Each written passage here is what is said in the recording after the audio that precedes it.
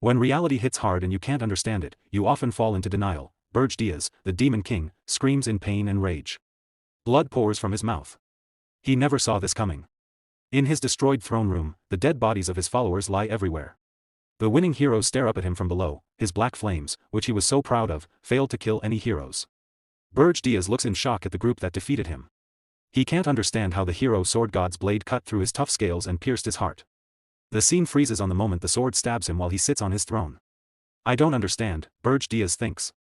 Blood drips down his chin. He can't accept that he lost. The story flashes back in time. Berge remembers his younger days. I was far better than everyone, he thinks. A young, confident, smiling Berge stands at the Demon King Military Academy. He graduated as the top student with the highest honors. There are the Demon King standards, rules set by the first great Demon King Emperor.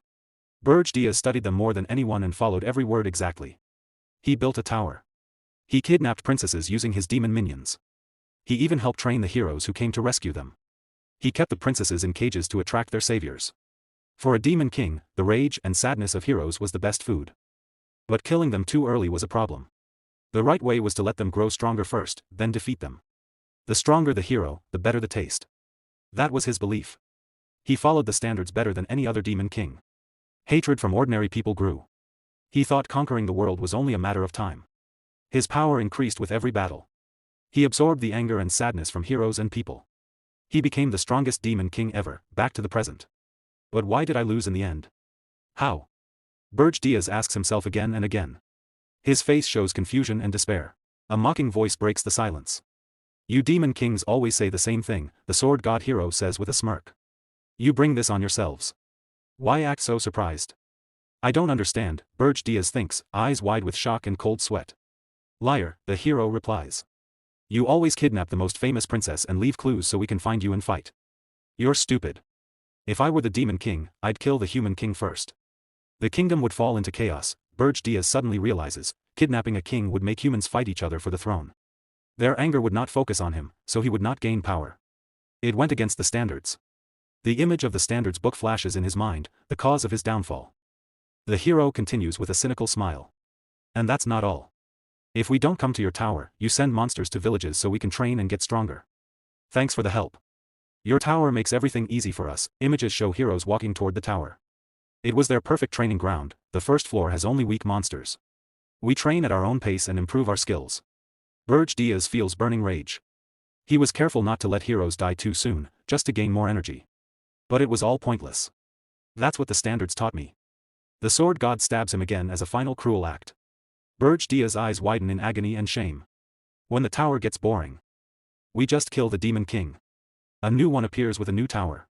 It's the perfect hunting spot for heroes, right guys? The other heroes laugh and mock him. Of course. Thanks, Demon King. You helped us get stronger. You're more like a teacher than an enemy. Berge looks up helplessly as they thank him with sarcasm. My tower was just their hunting ground. His world falls apart. The hero says coldly, you were strong. Many heroes died this time. But that's fine, I became famous. Goodbye, Demon King. He raises his sword for the killing blow. Rage explodes inside Berge. How dare a hero humiliate me like this? His hand claws into the bloody floor. What the hell are the Demon King standards? With his dying breath, he refuses to give up. I can't die like this. I am a Demon King. In primal fury, Berge releases all his remaining power. A massive explosion of red demonic energy bursts from his body. It swallows everything in a storm of rage and destruction. His form dissolves into blinding light. The blast shakes the entire castle. Heroes fly through the air in chaos. Blood and debris rain down. The demonic energy destroys everything. In his final moments on the ground, Berge promises revenge. Those who look down on me will pay. The last thing he sees is the reflection of the triumphant sword god hero. One hero shouts excitedly, don't touch his head. The horns are mine.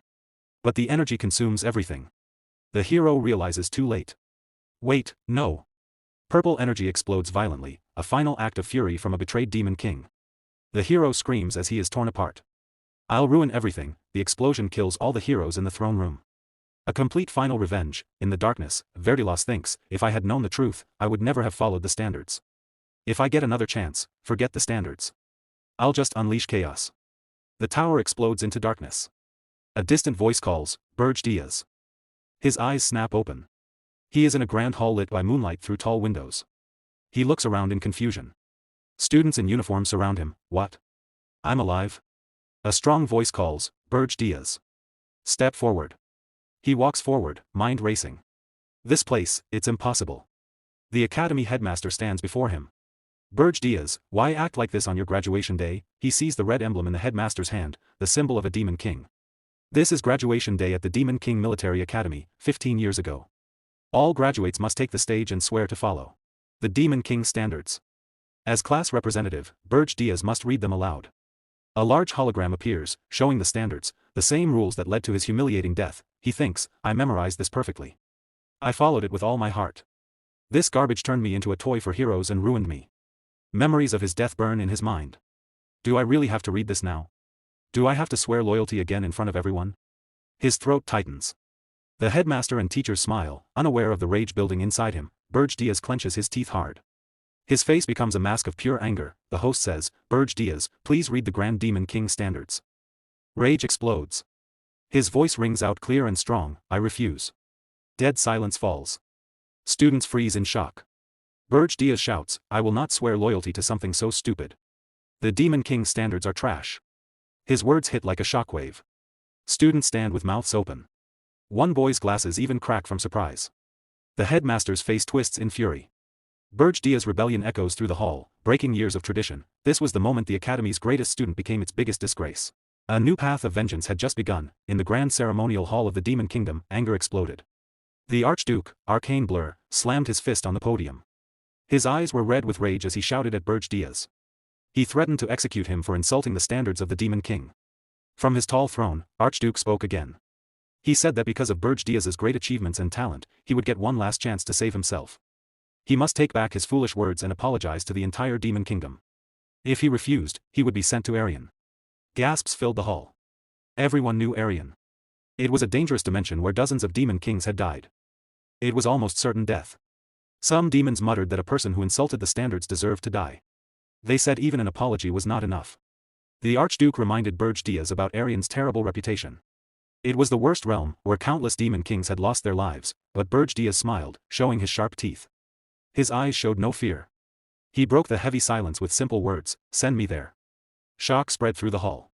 Berge Diaz spoke loudly and boldly. He said he would go to Arian to prove that the Demon King standards were worthless. The Archduke was furious at this disrespect. He called Berge Diaz hopeless and ordered him sent away at once. A bright teleportation circle appeared under Berge Diaz's feet. The Archduke added that he would get none of the special treatment given to high-ranking Demon Kings. No one would go with him. He could not return until his task was done. As he fell through the portal, Berge Diaz thought calmly. This was what he expected after the mess he had caused. But they were sending him back to that place. He fell toward a vast, beautiful land of mountains and rain, the same world where the heroes who once killed him had lived. In his mind, he remembered that even before his regression, he had chosen Arian himself. Berge Diaz believed that the strongest, like him, should face the greatest challenges. That pride cost him his life in the past. Too many heroes had used the Demon King's code against Demon Kings. Seconds later, Berge Diaz crashed onto the peak of a snowy mountain shaped like a shooting star. He spread his wings to block the cold winds of Regressed Mountain in the northern continent. Still proud, he cleared his throat and said, I won't let that happen again. This time, I'll use the code against the heroes to prove I'm right. Meanwhile, Gordon Dyrick shaved happily while humming a tune. He fastened his clothes neatly, looked in the mirror, and smiled. Perfect. The Demon King's Academy trains future Demon Kings. The Demon Clan Academy trains the clans that serve them. By Demon Realm rules, the top clan serves the top Demon King. Standing on the graduation platform, Gordon heard his friend say, Lucky you, Gordon. Graduating as head of the clan means you'll serve Demon King Berge. I wish I had tried harder. Gordon stayed calm outside, but inside he was excited. None of the Demon Kings compared to Lord Berge. Berge came from the rare demon dragon bloodline, a genius born once in 1,000 years. Serving him was an honor. With Lord Berge, they could conquer any world. Gordon dreamed of his own name in demon history. Suddenly, Berge Diaz spoke from the stands, that's wrong. Everyone froze. Berge Diaz continued calmly, the so-called Demon King's code is nothing but trash. In that moment, Gordon's dreams broke. He stood stunned. These were the memories of the man now deep in Regressed Mountain. By demon law, the top clan serves the top Demon King. Gordon was still in shock. But why? Berge Diaz's voice came from behind, they said no clan would follow me, but they still sent someone. Gordon turned slowly. Berge reached out his hand. Good to see you again, Gordon. Gordon did not shake it. Why did you say that? You called the code trash in front of everyone. And to Arian, no less. Now I'm going to die, too. Even after a sincere warning from the Berge Diaz, calm down. You'll tear out all your hair now. He couldn't drop his anger instantly. My hair isn't the issue. That noisy display made Berge Diaz ponder. Has Gordon always been like this? Before I reverted, he was calm and confident. An old memory from a past life flashed. It'll be hard, but with you and me, we can do it. Actually, if it weren't Arian, I wouldn't be interested. Berge Diaz sighed wearily. It's understandable. The situation is totally different now. But if I told him I'd reverted, he'd think I'm crazy. Having vented everything, Gordon finally fell silent and gathered himself. He sadly clutched his hair to hold back tears and apologized for his earlier disgrace, saying, since it's come to this, I'll fulfill my duty, forcing Berge Diaz to pretend not to notice the weak display and reply, very well. Demon King's Code. Rule 1. A Demon King must erect a tower, but must not hide it or place it in an overly harsh environment. Only then can heroes find it. Gordon, of course, remembered and warned Berge Diaz. This place is too dangerous. Surrounded by towering mountains, humans can't find or reach it. Even strong monsters roam freely. You can't build a tower here. We should move. Unexpectedly, he bent and shoved the stone straight into the ground. No, I'll build the tower right here. The tower seed planted in the earth and feed it with the Demon King's device so the tower can grow. That act visibly angered Gordon. Rule 1, you're directly defying them. Have you even discarded a Demon King's pride? Berge Diaz muttered dejectedly. I never swore to obey them. From an angle Gordon couldn't see, Berge Diaz silently glanced at him. I understand the disgust you feel being demon-born. It's hard to abandon a belief engraved to the bone. Unless you die or endure something as brutal as death, you won't renounce it because I was the same before. Berge Diaz slowly drove his nail into his palm to draw blood. He carefully let that plasma drip onto the tower seed and said, listen closely, Gordon. The Demon King's code is trash, especially here in Arian. The unusual gravity in his tone sent a chill down Gordon's spine. The snowy mountain began to tremble continuously from beneath the frozen ground. The tower seed started to react. It suddenly expelled a small orb of mana. It quickly spiraled in a large circle across the ground. Berge Diaz watched and hissed with excitement because Arian is crawling with heroes. Remembering the people who skewed him in his past life, he couldn't help sneering, so many it's absurd. As the formation completed, a series of announcements rang out. Tower identifying user race. Black Flame, Dragon Demon Clan. Name, Berge Diaz. Identification complete, proceed to summon the tower. The final announcement coincided with a building rising from the frozen ground. The splendid sight made Berge Diaz mutter bitterly. This is why Demon Kings keep dying here after countless tower destructions. Humans learned the tower's mechanism and used the Demon King's own rules against us. On this land, the Demon King's rules no longer apply. Indeed, they should be called the Hero's Standards, which puzzled Gordon. Gordon finally understood the terrible truth. In this land, the old Demon King rules no longer worked. They should be called the Hero's rules instead. Before them stood a tall, dark tower, complete and menacing, rising out of the snowy wasteland. Gordon stared up at it, stunned. In the end, Berge Diaz had built the tower in that forbidden place after all. Berge Diaz walked calmly toward the main entrance. Let's go in, he said to Gordon. Gordon followed in silent hesitation. They entered the first floor of Berge Diaz tower. It was a huge hall with high, arched ceilings and a patterned floor, but it was completely empty. Gordon spoke out loud. A normal Demon King tower should have traps, complicated rooms, or monsters to guard it. But there's nothing here. It was a tower with no advantages for a Demon King, no special privileges. They climbed to the top floor, the Demon King's chamber on the 5th floor. It was the same, a large empty hall with a throne at the far end, and nothing else. Every floor was deserted. Gordon looked serious. The tower is built now. We can't change that. So we must at least follow rule number 2 of the Demon King standards. Rule number 2, kidnap a prince or princess, preferably one high in line for the throne. The reason was simple: important royalty produced more demonic energy when captured, through the anger and sorrow of their kingdom. Gordon offered to advise Berge Diaz. The Demon King stood with his back turned and allowed him to speak. Gordon pointed to a map. The closest kingdom is the kingdom of course, in the Regressed Mountains. Please kidnap the princess with the highest rank. That will bring the most anger and sorrow from the kingdom, and you will grow strong quickly. Gordon expected Berge Diaz to refuse. To his surprise, the Demon King agreed. Gordon was shocked. Berge Diaz added, I already have a princess in mind. Excited, Gordon offered to help, but Berge Diaz gave a clear order: stay here and guard the tower. A Demon King's home cannot be left empty. Gordon felt huge relief and joy. Thank goodness, Berge Diaz was still acting like a real Demon King. His strange behavior had just been stress. This could still work. Now it truly began. As Berge Diaz prepared to leave from the balcony, Gordon asked, trying to be a good servant, which princess will you bring? Berge Diaz gave a sly, secret smile and only said, well. The scene changed. Berge Diaz flew over a distant city at night. His target was far away, not the nearby kingdom, but Hilderin, the southernmost nation on the continent, the farthest from his tower. The view moved to a huge castle. Only one window was brightly lit in the dark night. Inside the room, a beautiful blonde princess named Hildera looked out the window. Berge Diaz spread his demon wings and landed in front of her under the full moon. Now his true plan was clear. Out of all possible princesses, he had chosen the one with the least importance, the 13th princess. His red horns shone in the moonlight. With an intense look, he said, I have come to take you, princess. Back in the tower, Gordon's mind exploded. He screamed at the top of his lungs, that's the exact opposite of the standards. In the middle of the night, the Demon King Berge Diaz appears in a princess's bedroom. The young woman with long blonde hair, wearing a nightgown, sits on her bed. She looks at him without fear, only calm curiosity and a serene face. Princess Hernand asks the stranger, who are you? Under the bright full moonlight, Berge Diaz answers with a serious and determined look. I am the Demon King who has come to kidnap you. A small, mysterious smile appears on Princess Hernand's face. This is a completely unexpected reaction to a kidnapping. Still sitting on her bed, she asks a bold question to the surprised intruder. Demon King, are you sure you can handle me? Berge Diaz feels confused by the odd question. He wonders if she thinks demon kings are a joke. He replies confidently, of course I can. I am a demon king. To his surprise, Princess Hernand holds out her hands and offers herself willingly. Then take me. Berge Diaz grows suspicious and asks what she is planning. Hernand thinks for a moment and says that, as a princess, she always expected something like this might happen one day. Berge Diaz refuses to be tricked so easily. He warns her not to expect him to lower his guard. He is in a desperate situation himself and will not fall for any tricks. Hernand says she is not planning anything. With clear logic, she asks how she could have set a trap when she did not know a demon king would come that night. Berge Diaz quietly admits to himself that she has a good point. Still, he feels uneasy about the whole situation. Finally, they stand face to face. Princess Hernand seems ready to leave. She holds out her hand and says, then, shall we go? The scene changes to a snowy mountain landscape. Berge Diaz, in his demonic form with wings, flies toward his tall fortress. He lands, carrying the princess wrapped in a cloak. A subordinate with long black hair and pointed ears greets him. Berge Diaz orders the subordinate, named Gordon, to house her on the 4th floor. Gordon is shocked. He thought the princess would go to the dungeon.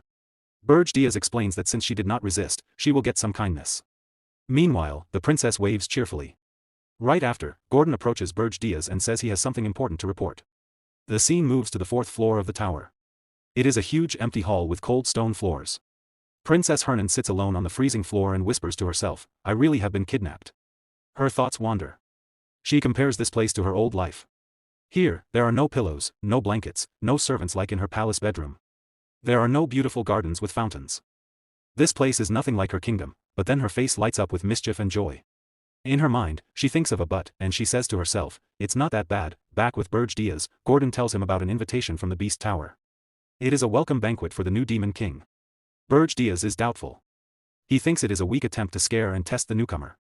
The story explains that demon kings are too proud to work together. But a great threat named Aryan has forced them to form an uneasy alliance. Berge Diaz thinks about this. Before, he ignored the others and thought they were weak. Now, as the new Demon King, he knows he must join in.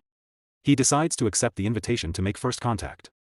Berge Diaz and Gordon arrive at the Beast Tower, a huge stone building covered in vines in the middle of a thick jungle. On a massive throne sits a giant beast with white fur, sharp claws, and glowing red eyes. My name is Draxon. I am the Demon King of Beasts, he says. He brags about his power. I have ruled this place for 70 years. Berge Diaz listens in silence while Draxon mocks him. So, you're the new Demon King. I heard you broke traditions, but you look pretty ordinary. Berge Diaz stays calm and asks directly if Draxon wants a fight. He tells him to speak plainly. Behind him, Gordon already regrets coming. Draxon laughs and finally reveals the true reason for the invitation. Archduke Arcane told me to watch you as soon as you arrived. When Berge Diaz hears the name, he scoffs and calls the Archduke that noisy old vampire. He adds that dropping him in Aryan wasn't enough to improve his mood. This insult makes Draxon furious. How dare you speak of the Archduke like that? He shouts. In rage, he slams the meat he was eating onto the floor in front of Berge Diaz. Lick it, Draxon orders. Do it, and I'll forgive your disrespect. Berge Diaz stays calm. Demon King of Beasts, he says, do you really not know why I'm here? Draxon laughs mockingly. Because you mocked the Demon King orthodoxy. A wicked smile appears on Berge Diaz's face. According to that orthodoxy, demon kings cannot kill each other. Suddenly, Berge Diaz stomps the ground. The floor cracks, and a powerful shock wave bursts out. A crushing red aura explodes from him, sending Draxen flying through the air. Everyone freezes in shock. Berge Diaz's eyes glow bright crimson. Do you really think I would follow that rule? Draxen lies on the ground, soaked in cold sweat and shaking with fear. He can only think, what is this aura? Terrified, he quickly tells the rest of the message.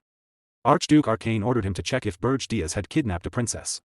If the report was not sent within a month, Berge Diaz would lose his authority. As Berge Diaz and Gordon start to leave, Berge Diaz says casually, I did kidnap a princess. Draxen's eyes widen in shock. Berge Diaz smiles with smug pride and adds, but she suits my taste perfectly. Draxen and his beasts are left speechless.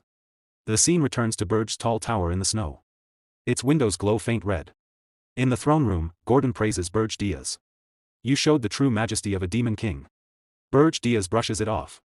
He is sure Draxen will not bother them again. Still, he knows they must stay ready. He tells Gordon to check on the princess while he thinks about how to use her. Snow falls quietly outside the Gothic window. Berge Diaz sits on his throne, looking worried. He admits the situation is troublesome. If the other demon kings feel the same way, things will get complicated, but his eyes grow determined. Mocking the orthodoxy has brought bigger problems than he expected. Even so, he would make the same choice again. Proud and defiant, he says to himself, I would rather die than bow my head to garbage. Berge Diaz opens his status screen. He expects only a few hundred demon energy points for kidnapping a low-ranking princess, the safest option. Instead, the number is huge, 13,000 points. Sweat runs down his face. Why do I have so many points? A notification appears. He has received a recorded message from the Beast Tower, the one Draxen promised. Berge Diaz opens it.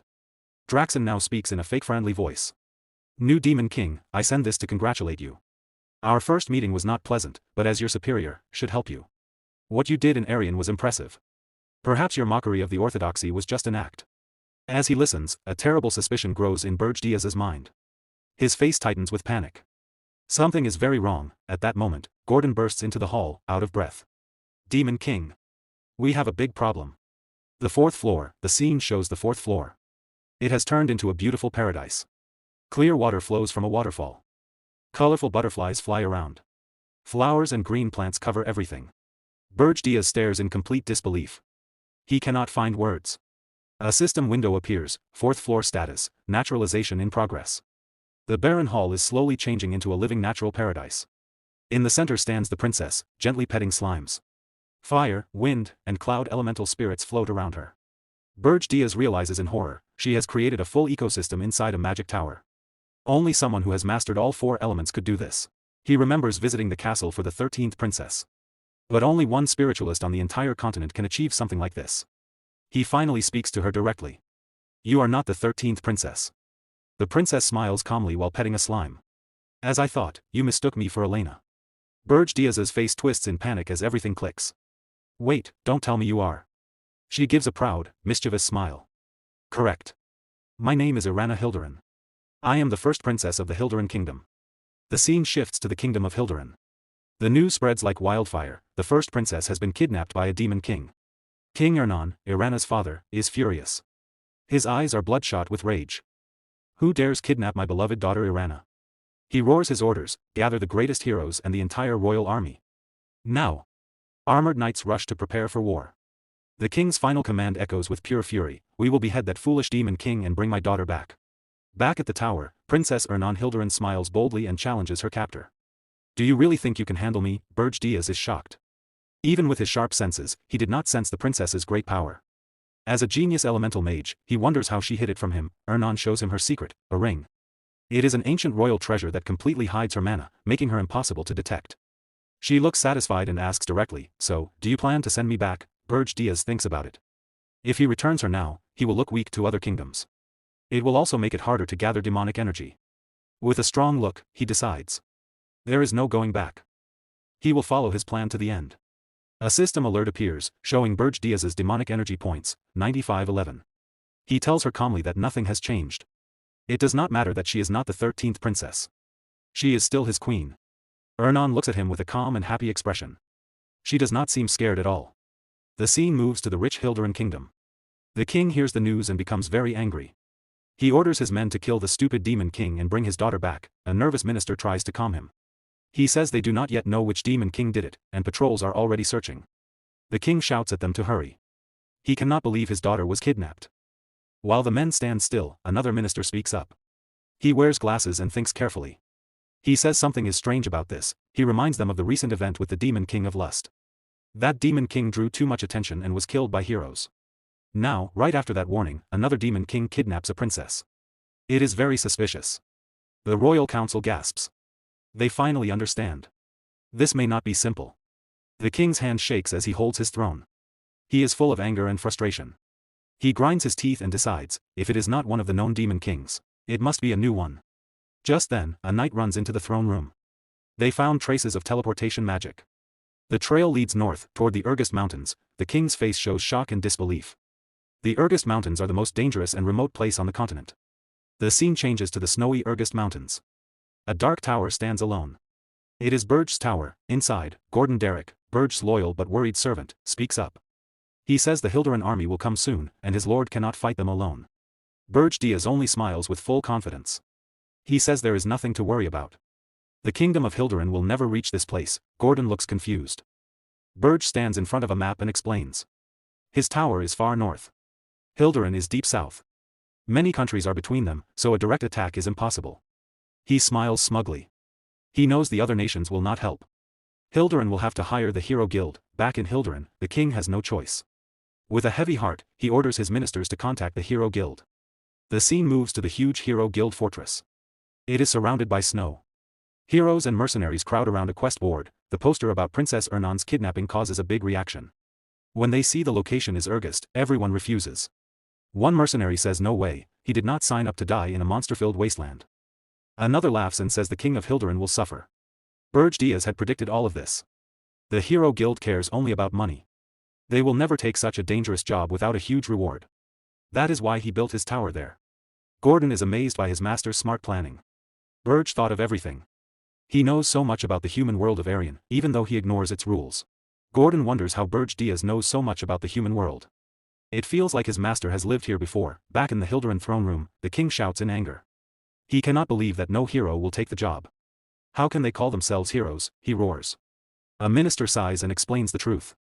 There are many heroes in Arian, but most care more about money than duty. They only choose easy or well-paid missions. Meanwhile, Berge Diaz looks at his system interface. He knows it will take time for the kingdom to find heroes willing to come. Even then, the journey to his remote tower will be long.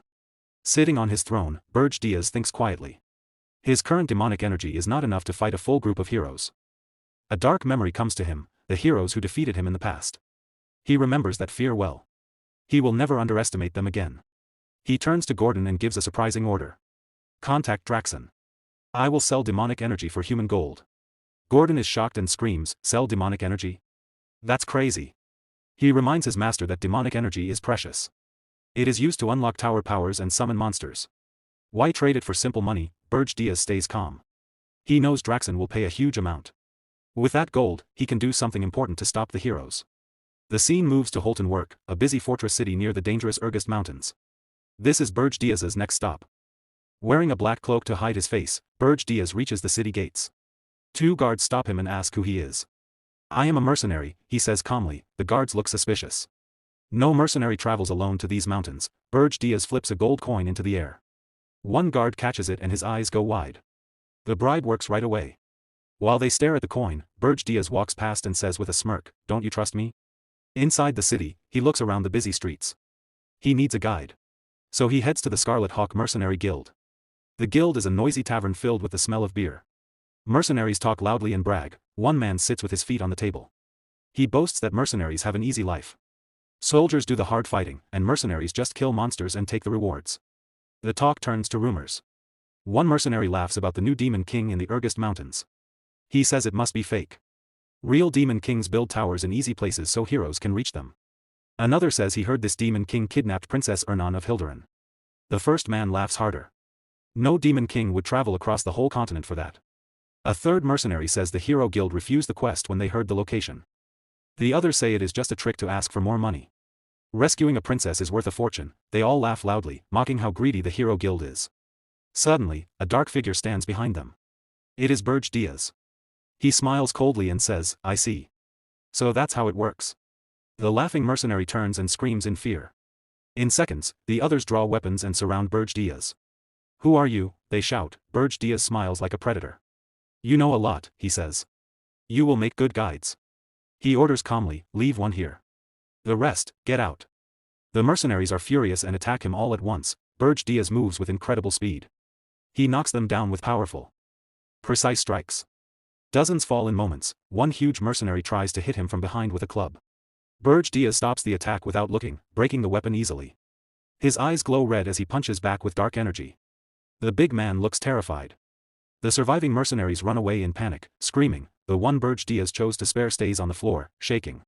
He whispers, monster. Berge Diaz grins wildly, his eyes shining with demonic power. Outside, people hear the screams and noise. A mage and her friend watch without worry. They're fighting again, she says. It happens all the time. Inside, the tavern is silent except for the bodies on the floor. Berge Diaz stands unharmed. He looks down at the terrified mercenary and says gently, do not be afraid. Answer my questions, and I will let you live. The man nods quickly. Berge Diaz asks, where is the slave market? The scene changes to a beautiful mansion with fountains and iron gates. It looks rich, but it is really the slave market. The scared mercenary leads Berge Diaz there. A merchant greets them with a big smile and shows a cage of human slaves. Do you like them? He asks. Berge Diaz looks bored. Do you have anything rarer? He throws a heavy bag of gold. The merchant catches it, his eyes shining with greed. A golden tooth flashes in his smile. Yes, of course. This way, please. As they walk deeper into the building, Berge Diaz thinks to himself. This merchant does not care that his men were just beaten. Humans who want money are no different from demons who want demonic energy. They go down stone stairs to a secret area. Behind a wooden door is the special merchandise. A flashback shows Berge Diaz telling Gordon his real plan. With human gold, I will buy slaves, rare races captured by humans. An elf would be perfect. In a cell, a green-haired elf named Granada is chained and muzzled. He glares with pure hate. Berge Diaz smiles darkly. He will use this elf as a spy to cause trouble among the heroes. Suddenly, the scene cuts back to the Hilderan throne room. A Hillen announces, the savior has arrived. Hero Hillen Cargill is here. The king looks relieved. He is sure Cargill will accept the mission. Cargill is a strong man in shining armor. He kneels before the king and promises, I will rescue the princess and bring back the Demon King's head. I swear it in the name of justice. His eyes burn with determination. Back at the tower, Berge Diaz explains the plan to his subordinate. He will use the elf as a spy to confuse and disrupt the heroes. The subordinate nods and says it will work well because elves are seen as pure and innocent. Then the scene changes back to the slave market. Berge Diaz walks up to the two slave traders and says he is there to buy the elf. He tells them his servant will pay the price. The traders are shocked. With a scary glare, Berge Diaz asks if they have any problem with that. The terrified trader quickly says no. His partner nervously gets the payment ready. Berge Diaz orders both traders to leave the room. He says he needs to check something with the elf alone. One trader warns him that the elf might attack. Berge Diaz ignores the warning and says if anything happens, the trader will pay for it. The trader looks disgusted but has no choice and agrees. Both traders leave, now alone. Berge Diaz walks to the cage. Granada is sitting on the floor in chains. Berge Diaz uses his demonic power to break the chains and free Granada. Granada is surprised. He feels the dark energy and realizes Berge Diaz is a demon. Angrily, he asks what a demon wants with an elf. From outside the cage, Berge Diaz offers him a chance to get revenge on humans. Granada thinks the offer sounds good, but he says he cannot trust demons any more than he trusts humans. Berge Diaz says he is different. He offers a deal. If Granada stays loyal for exactly 50 years, Berge Diaz will keep him safe and then give him freedom. He adds that 50 years is not long for an elf, and it is much better than staying a slave. Granada has been humiliated by humans, but he is still not convinced. He reminds Berge Diaz that demons are trying to destroy the world tree, which the elves protect. Looking straight at him, Granada asks how he can trust a demon at all. He also says it is strange that a demon would need help from an elf. Berge Diaz realizes Granada has good points. After thinking for a moment, he smiles in a clever way and changes his plan. Fine, he says. Let's do it this way. He summons a magic contract book and makes a serious promise under the rules of the great Demon King. He swears he will not harm the world tree. To demons, the Demon King's rules are as sacred as the world tree is to elves. In return, he asks Granada to swear loyalty to him for 50 years, using the world tree as his oath. Granada smiles. He finds the whole thing very strange. You are weird, he says. But you are willing to make a fair deal. Granada stands up and introduces himself properly. I am Granada of the Maple tribe. He agrees to take the oath, but only after he meets the Demon King who sent Berge Diaz. Berge Diaz looks confident and says, I am the Demon King. Granada freezes in shock. He can't believe what he just heard. He stammers, what? Then he suddenly bursts into loud, crazy laughter. Still laughing, he grabs Berge Diaz by the shoulders and shakes him. That's impossible, he says. A Demon King would never leave his tower, his power gets weaker outside, just to buy one slave. Between laughs, Granada mocks him. If you really are the Demon King, then I'll swear loyalty for 100 years, not 50. Later, Berge Diaz, Granada, and the subordinate arrive at the 5th floor of the tower. The place is grand but completely silent and empty. Sitting on his throne, Berge Diaz reminds Granada, the 100-year contract was your idea. Granada finally realizes it is true. He goes into shock. His face changes from disbelief to anger. He explodes in rage. This is all a scam, he yells. You never said the whole tower would be empty. The first 3 floors are barren, and the 4th floor is just plants. Furious, Granada shouts, what kind of Demon King has no monsters guarding his tower? Heroes will destroy us in a year. I won't work like this. Berge Diaz stays calm and coldly says, we have a contract. Suddenly, Berge Diaz releases a terrifying wave of demonic power. It crushes Granada to the ground. Sweating and shaking, Granada finally admits to himself that this man really is the Demon King. Granada remembers the trip to the tower. Even though the tower looked old and empty, no monsters from the mountains came near. They were all scared of Berge Diaz's strong presence. Granada gives up. A Demon King is still a Demon King. Maybe through him, Granada can get the revenge he wants. Defeated, Granada kneels. He swears on the great name of the World Tree that he will be loyal for the next 100 years. As he swears, Granada thinks, if the Demon King came to recruit me himself, I must be important in his evil plan. But Berge Diaz's first order surprises him completely. With a relaxed smile, he says, good. Now, make me dinner. Granada freezes. His mind, ready for a big dark plan, goes blank. The scene changes in a funny way. Granada is now wearing an apron. He chops vegetables with great skill. He thinks, wasn't I supposed to be part of some evil master plan? To his shock, Princess Hilderin stands next to him, also cooking. She asks cheerfully, do you need help with the vegetable bread? Granada has no words. The view widens to show a long dining table on the 5th floor. Berge Diaz sits at the head. Princess and Gordon Durka sit on one side. Granada sits on the other. Still confused, Granada asks Berge Diaz, is that woman really the Princess of Hilderin? Berge Diaz answers casually. Yes, that's Hilderin. The princess just smiles. Granada explodes again. You've lost your mind, he yells. You kidnapped a kingdom's princess, but your tower has no defenses. How will you stop heroes from attacking? Berge Diaz calmly lifts a bite of food on his fork and says, that's why I bought you. For now, just sit and eat. Granada goes silent in shock. In a funny moment, Berge Diaz adds, the food is really good. Princess says happily, I helped too. Granada thinks to himself, what in the world is going on here? The scene moves to the 4th floor, a lush green field full of plants. Granada asks, is this where you plan to fight heroes? Berge Diaz shakes his head. No. If heroes reach this floor, it's already over. Then he explains Granada's real job. You will cause trouble in the human world. Granada blinks.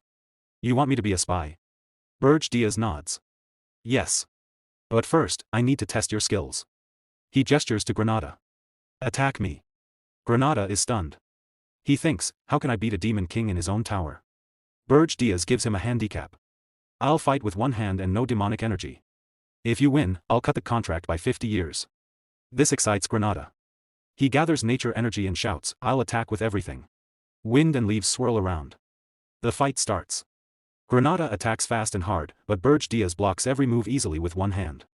Berge Diaz says, your moves are sharp for a former slave. It's because of the mana from the plants on this floor. That's normal for an angry elf. Granada yells, I'm no ordinary elf. You'll regret this fight. He uses nature magic. Vines shoot from the ground and wrap around Berge Diaz's leg, holding him still. Berge Diaz looks down and pretends to be surprised. Granada roars, you're open. He jumps forward with a powerful punch. Just then, a dark smile appears on Berge Diaz's face. He thinks, this is enough. In a flash, Berge Diaz disappears and reappears behind Granada. His eyes glow red, and his aura is scary. I hope you remember who you're fighting, he whispers. Granada freezes in fear. With a cold grin, Berge Diaz says, I won't kill you by mistake, but it will hurt. Terrified, Granada stammers, wait. Wait, a huge boom shakes the tower. The test ends badly for Granada. The scene changes to Orton Walk, the base of the Red Falcon mercenaries. Their captain greets Berge Diaz with big fake praise and greedy eyes.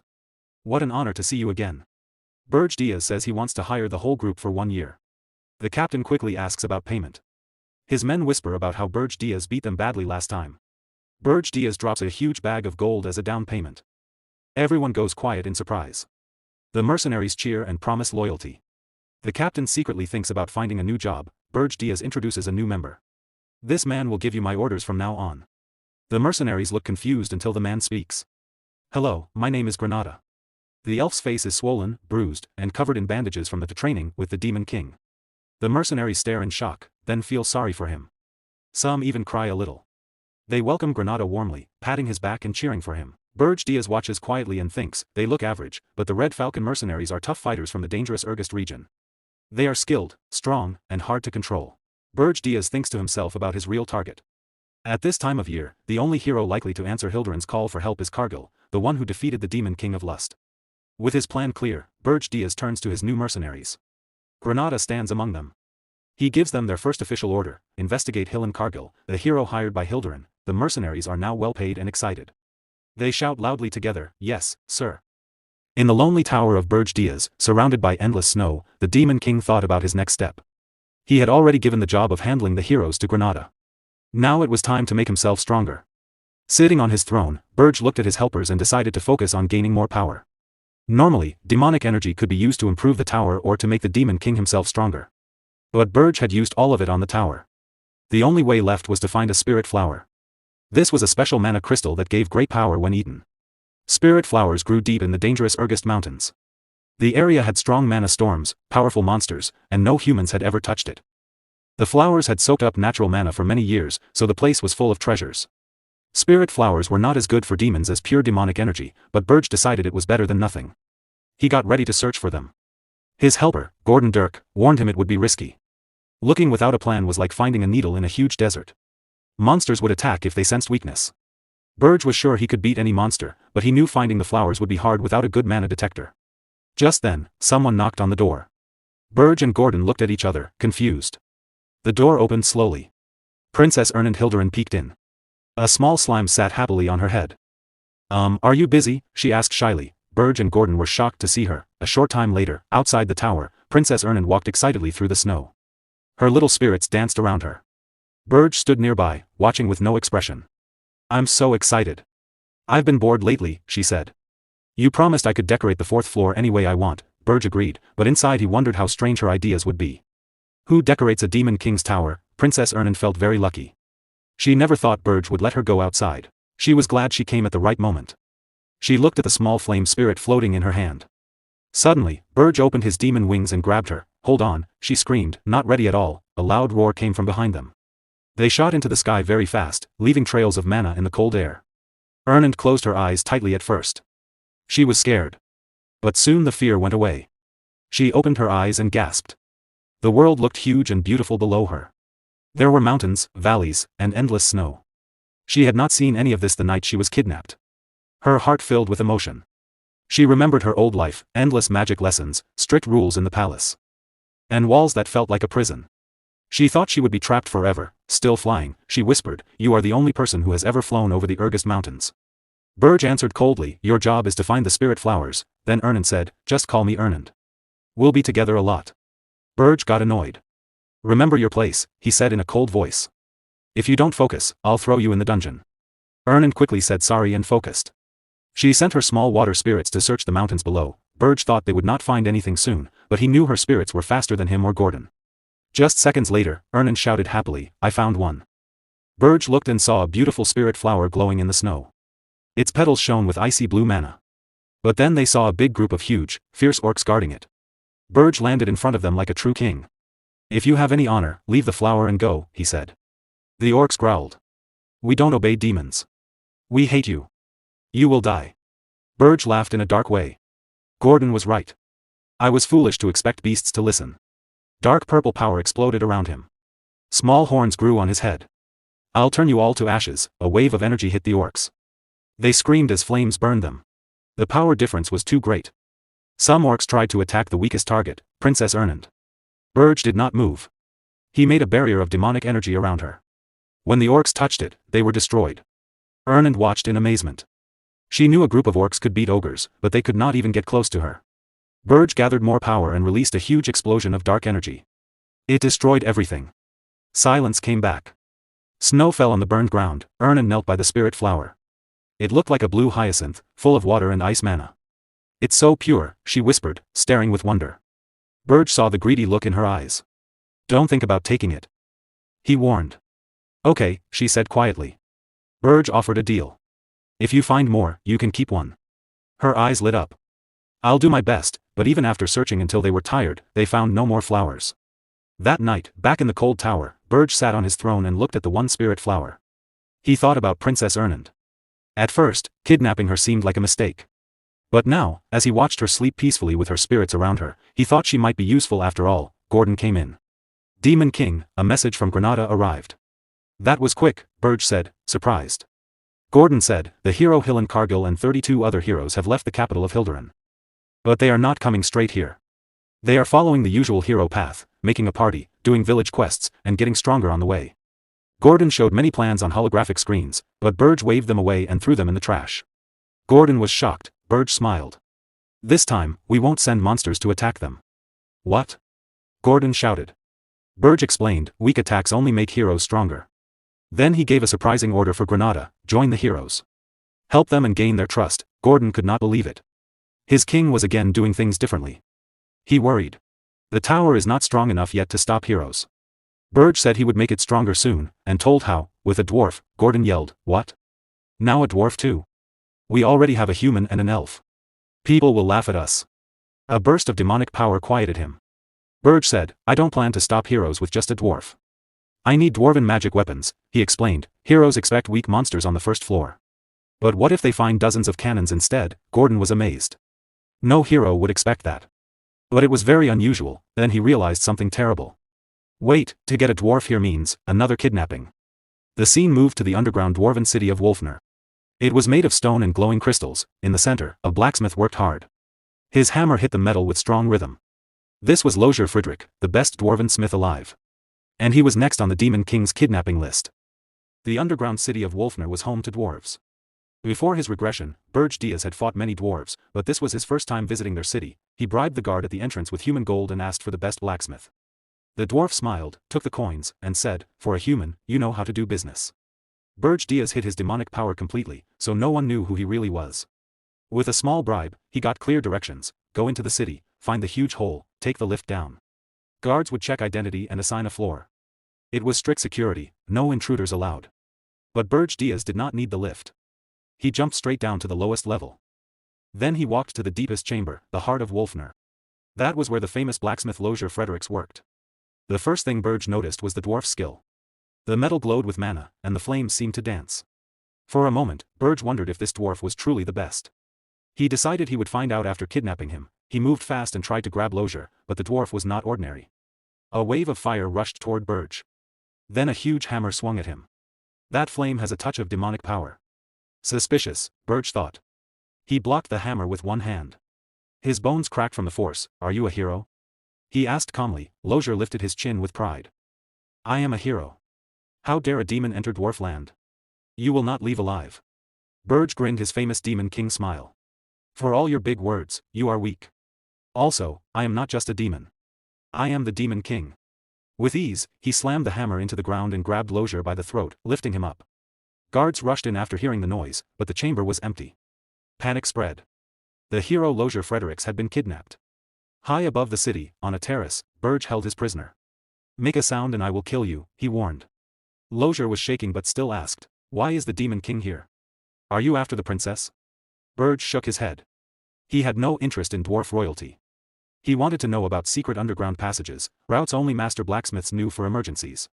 Lozier thought this was a trick to reach the princess. He could not fight the Demon King anyway. He was terrified, even if he talked big. He refused to answer at first. So Berge whispered, "Fine. I will kidnap your princess and then let you go. Everyone will think you betrayed her to save your life. The shame and torture rumors will destroy you." Everyone already knew Lozier was not brave. No one would doubt the story. His life would become miserable. Berge gave him one last choice: guide him or sell out the princess. Lozier stayed quiet, but inside he was planning how to escape while still protecting the princess, a greedy little schemer. To close the deal, Berge made an oath. On the Demon King's honor, I promise your safety if you help me. To dwarves, such an oath from a Demon King was sacred and unbreakable. Lozure's attitude changed at once. He became confident, obedient, and almost happy. Berge felt sick watching it. Deep in the city, Princess Louise wharfed paced with worry. Lozure had disappeared while making her weapon. Guard said he was kidnapped, but she snapped, quiet. He is a hero too. How could a hero be kidnapped? One guard tried to explain softly, Your Highness, he is a hero, but he is a very poor fighter. She glared at him. Find him now, or I will take all your heads. No one argued. In Lozure's hidden tunnel system, Berge was growing impatient. The passage was narrow. Berge had to walk behind the dwarf the whole way, much too close. Move faster, Berge growled. If I have to look at this ugly view any longer, I will burn the tunnel. Lozure laughed nervously. Just a moment. These tunnels were not made for tall people. At last, they came out outside the city. Lozure brushed off his clothes with relief. That's it. My job is done. I will go now. Berge shifted into his full demonic form. Dark wings spread wide, like a shadow covering the moon. What nonsense, Berge said. Lozure froze. You swore on the Demon King's honor, he stammered. Berge shrugged. I do not care about trash oaths. Lozure became the newest victim of the Demon King's tricks. Panic hit the dwarf. Wait. I am useful. No one is better at metalwork. I can make anything you want. Berge frowned. A hero should not switch sides so easily. Lozure no longer cared about pride, only survival. Berge gave one final order. Swear loyalty to me. Lozure instantly dropped and pressed his forehead to the ground. Yes, I swear. Thank you for your mercy. Of course, inside his head he was already planning escape. Two bad plans mean nothing when you are knocked out. Moments later, Lozure woke up in a beautiful garden filled with spirits. He felt confused and scared. Berge was pacing nearby. You kidnapped a hero, a dwarf hero, someone said. An elf appeared on a floating screen. My lord, did you really bring a dwarf here? Berge cut them off. Report later. Princess Ernan walked up to Lozure calmly. She studied him. Did you come to rescue me, hero? She paused. Probably not. Lozure still could not understand. Why am I here? You promised safety. Berge smirked. That is why you are still alive. I knocked you out and carried you. I could not trust a scared little dwarf. Lozure forced an awkward laugh. Right. Wonderful. Berge Diaz smirked and asked, Are you that happy to be my subordinates? Lozure Friedrich emotionally while laughing said, Yes, I'm very happy. Berge wasted no time. Your first task, install many cannons on the first floor. If heroes come, destroy them. The scene began at the heroes' preparation station. A holographic communication link flickered on. Granada, an outsider, gave his report.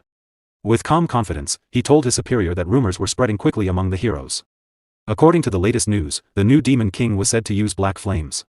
Because of this, the heroes were now equipping themselves with fire-resistant gear, getting ready for battle. Granada added that another rumor had started.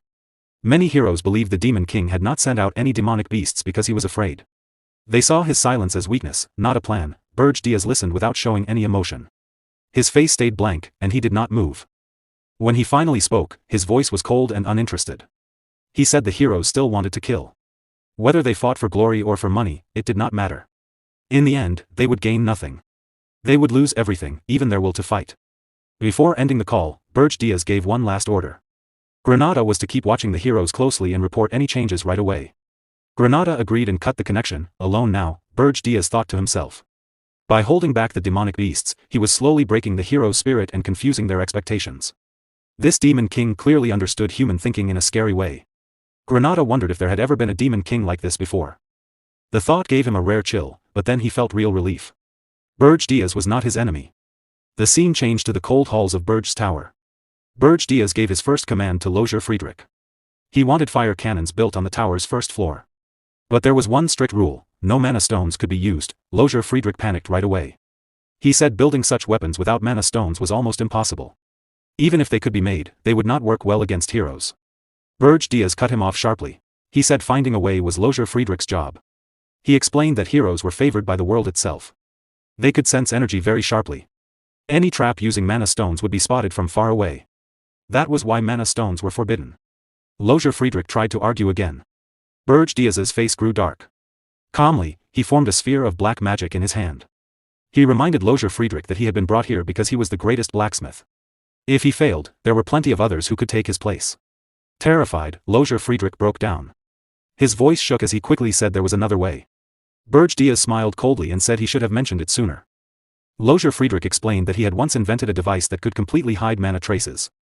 It had taken him 3 years to make, and the finished prototype was still in his workshop back in Wolfner. Berge Diaz's face hardened. He asked if this was just an excuse. Crying and shaking, Lozier Friedrich swore it was true. After a short pause, Berge Diaz decided to believe him, but with protection. He put a purple rune-etched collar around Lozier's neck. When Lozier Friedrich asked what it was, Berge Diaz explained calmly that it was a magic restraint. With one gesture, it could separate his head from his body. He added, with a thin smile, that the collar also changed how others saw Lozier's face, making it hard to recognize. If Lozier ever tried to remove it, Berge Diaz would see it as an escape attempt, and death would come instantly. Lozier Friedrich fully understood. He collapsed in fear and swore he would never try to take off the collar. After giving his orders, Berge Diaz left with Lozier Friedrich. Together, they traveled through several kingdoms to gather rare supplies and materials that worked with mana. The trip lasted almost a full month. Berge Diaz stored everything in his spatial pocket to keep it safe. When they finished, they returned to Wolfner, the Dwarf Kingdom. Inside the city, chaos had already begun. A huge boulder suddenly crashed down near a group of dwarves, breaking stone and sending pieces flying. At the center stood Princess Louise Worft, clearly furious. She shouted that a month and a half had already passed, yet the dwarves still had not found Lozier Friedrich. She called them useless and asked how much longer she was supposed to wait. An elderly dwarf stepped forward nervously. He explained that Lozier Friedrich had built many underground tunnels over the years. Their teams were searching every one, but Lozier had probably already escaped the city. Princess Louise snapped back. Of course he fled, she said. It would have been stupid to stay. She was sure Lozier Friedrich had been kidnapped. In a sudden rage, she grabbed the old dwarf by the face and lifted him off the ground. Coldly, she said she would give them 2 weeks. If the kidnapper was not found by then, every dwarf would die. Terrified, the old dwarf promised they would succeed. Princess Louise let him go and ordered the soldiers to destroy every tunnel Lozier Friedrich had ever made. The dwarves hurried to obey. As the soldiers ran off, the focus stayed on Princess Louise Worft. Princess Louise stared at the weapon made by Lozier Friedrich before he disappeared. Her body was strong and far from ordinary. She grabbed the weapon tightly, then shouted as she used her power to crush it into a useless pile of scrap. Lozier, please be alive, she yelled. You can't die until you've finished my weapon. At that moment, a hidden part of the wall slid open quietly behind her. One of Lozier's secret tunnels appeared. Louise felt the movement right away and turned quickly, her eyes sharp and focused. Because of the face mask that blocked recognition, she couldn't see who stepped out. But she knew the tunnel at once. In a cold voice, she said that only Lozier Friedrich knew about these hidden passages. She demanded to know if the man in front of her was him. Lozier Friedrich froze. Fear took over him. After a short struggle, he managed to say her title with a shaking voice. Louise cracked her knuckles. Anger showed on her face. She shouted that the bastard had dared to come back alive. A fierce smile appeared on her lips as golden vines of energy flared around her body. She accused him of hiding because he didn't want to make her weapon. Tears ran down Lozier's face as he desperately said no, that she had it all wrong. His words only made her angrier. She snapped back, reminding him that she was a princess and that he was insulting her by saying she was wrong. With full authority, she declared that from now on, he would be her slave and forge weapons for her forever. Golden energy glowed around her fist as she pulled it back. She said she would punish him first for running away. Just before her punch hit, a powerful blast exploded between them. Princess Louise flew backward through the air. She hit the ground hard but quickly steadied herself with one hand and stood up easily. Dust filled the air, then slowly cleared. Berge Diaz stepped forward calmly. He told Lozier Friedrich to grab the equipment right away. Louise glared at the stranger. The mask still hid his face from her. She demanded to know who he was and why he was helping a dwarf. In a calm, flat voice, he said he was the master of the blacksmith she had just been forcing to work for her. Princess Louise jumped high into the air, her face full of rage. She shouted that the blacksmith was her slave and would make her weapon for the rest of his life. The two crashed into each other midair. Their fists met with terrible speed and power. Shock waves ripped through the air with every blow, shaking the space around them. In the middle of the fierce fight, Berge Diaz saw an opening and kicked toward Louise Worft's neck. To his surprise, she caught his leg with one hand. Her grip was so strong that his eyes narrowed in pain. Before he could pull free, Louise punched him hard. The hit sent him flying up into the ceiling. She turned her head and coldly told Lozier Friedrich that it was his turn next.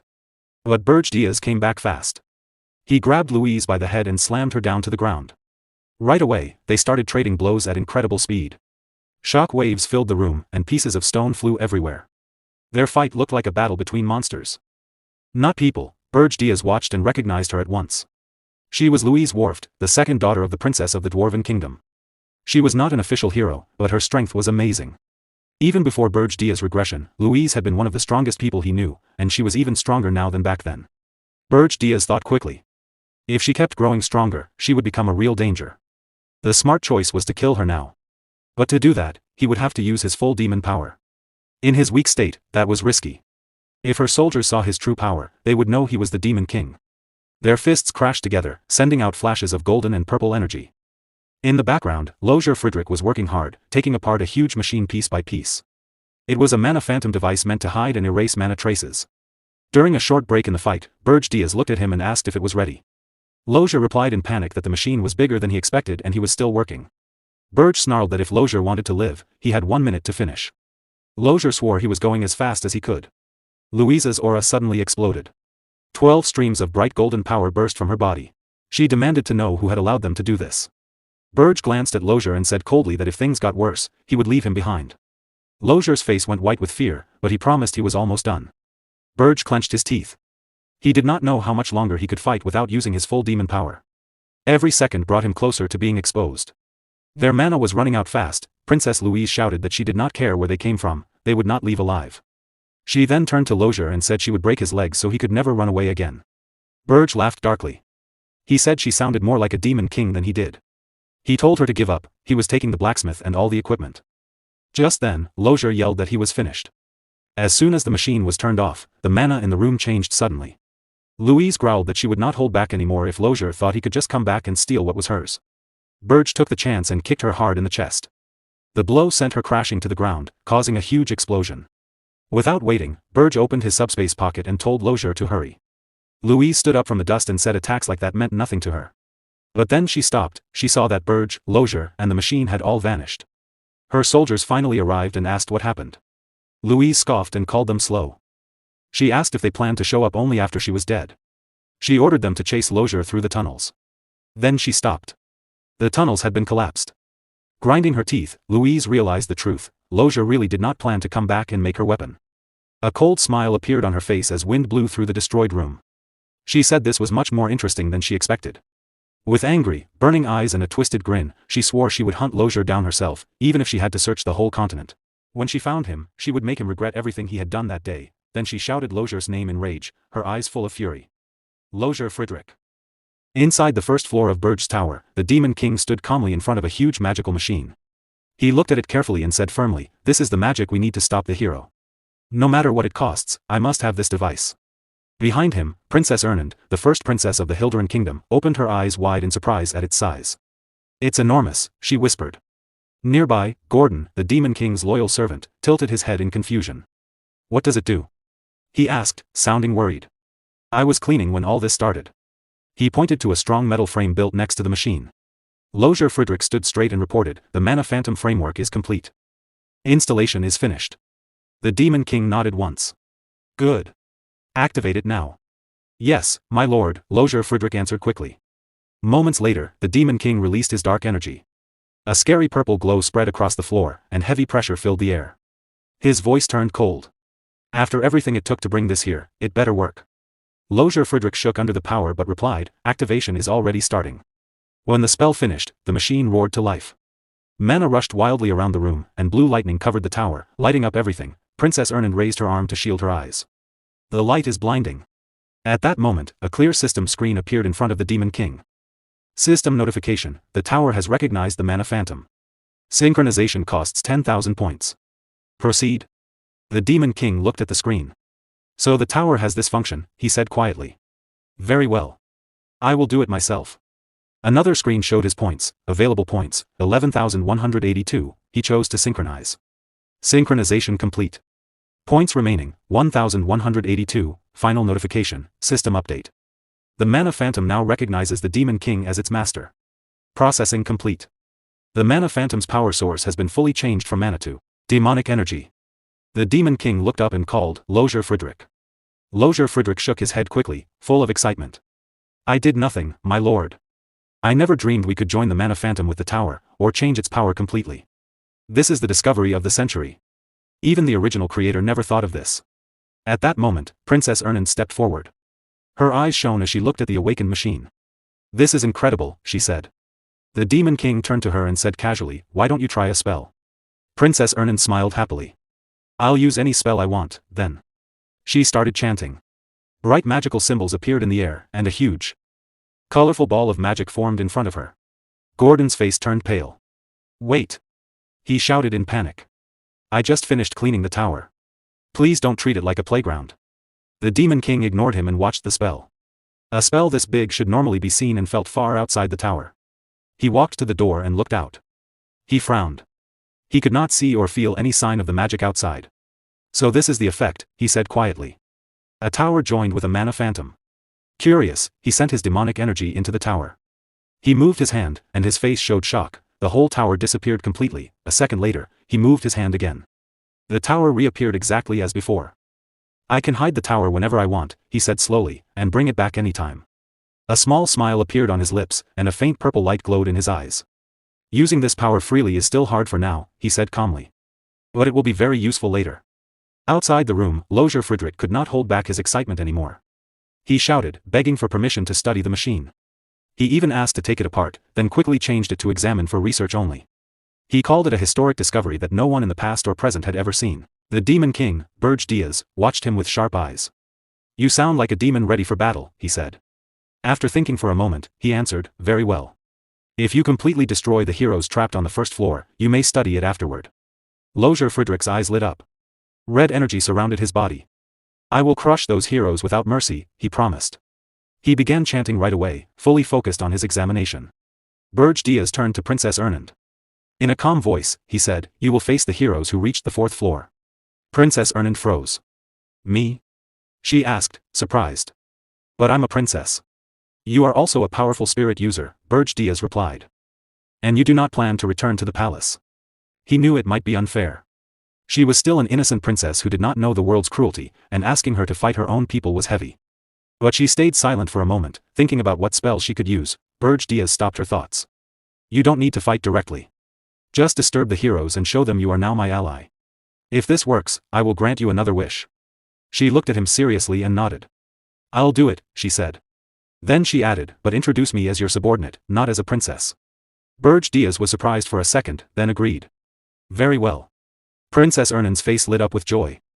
Like a happy kitten. "Thank you. I'll do my best." She blinked playfully and added, "Should I charm the heroes with my beauty? They'll probably fall for me." "No," Berge said flatly. "Do exactly as I say." She nodded.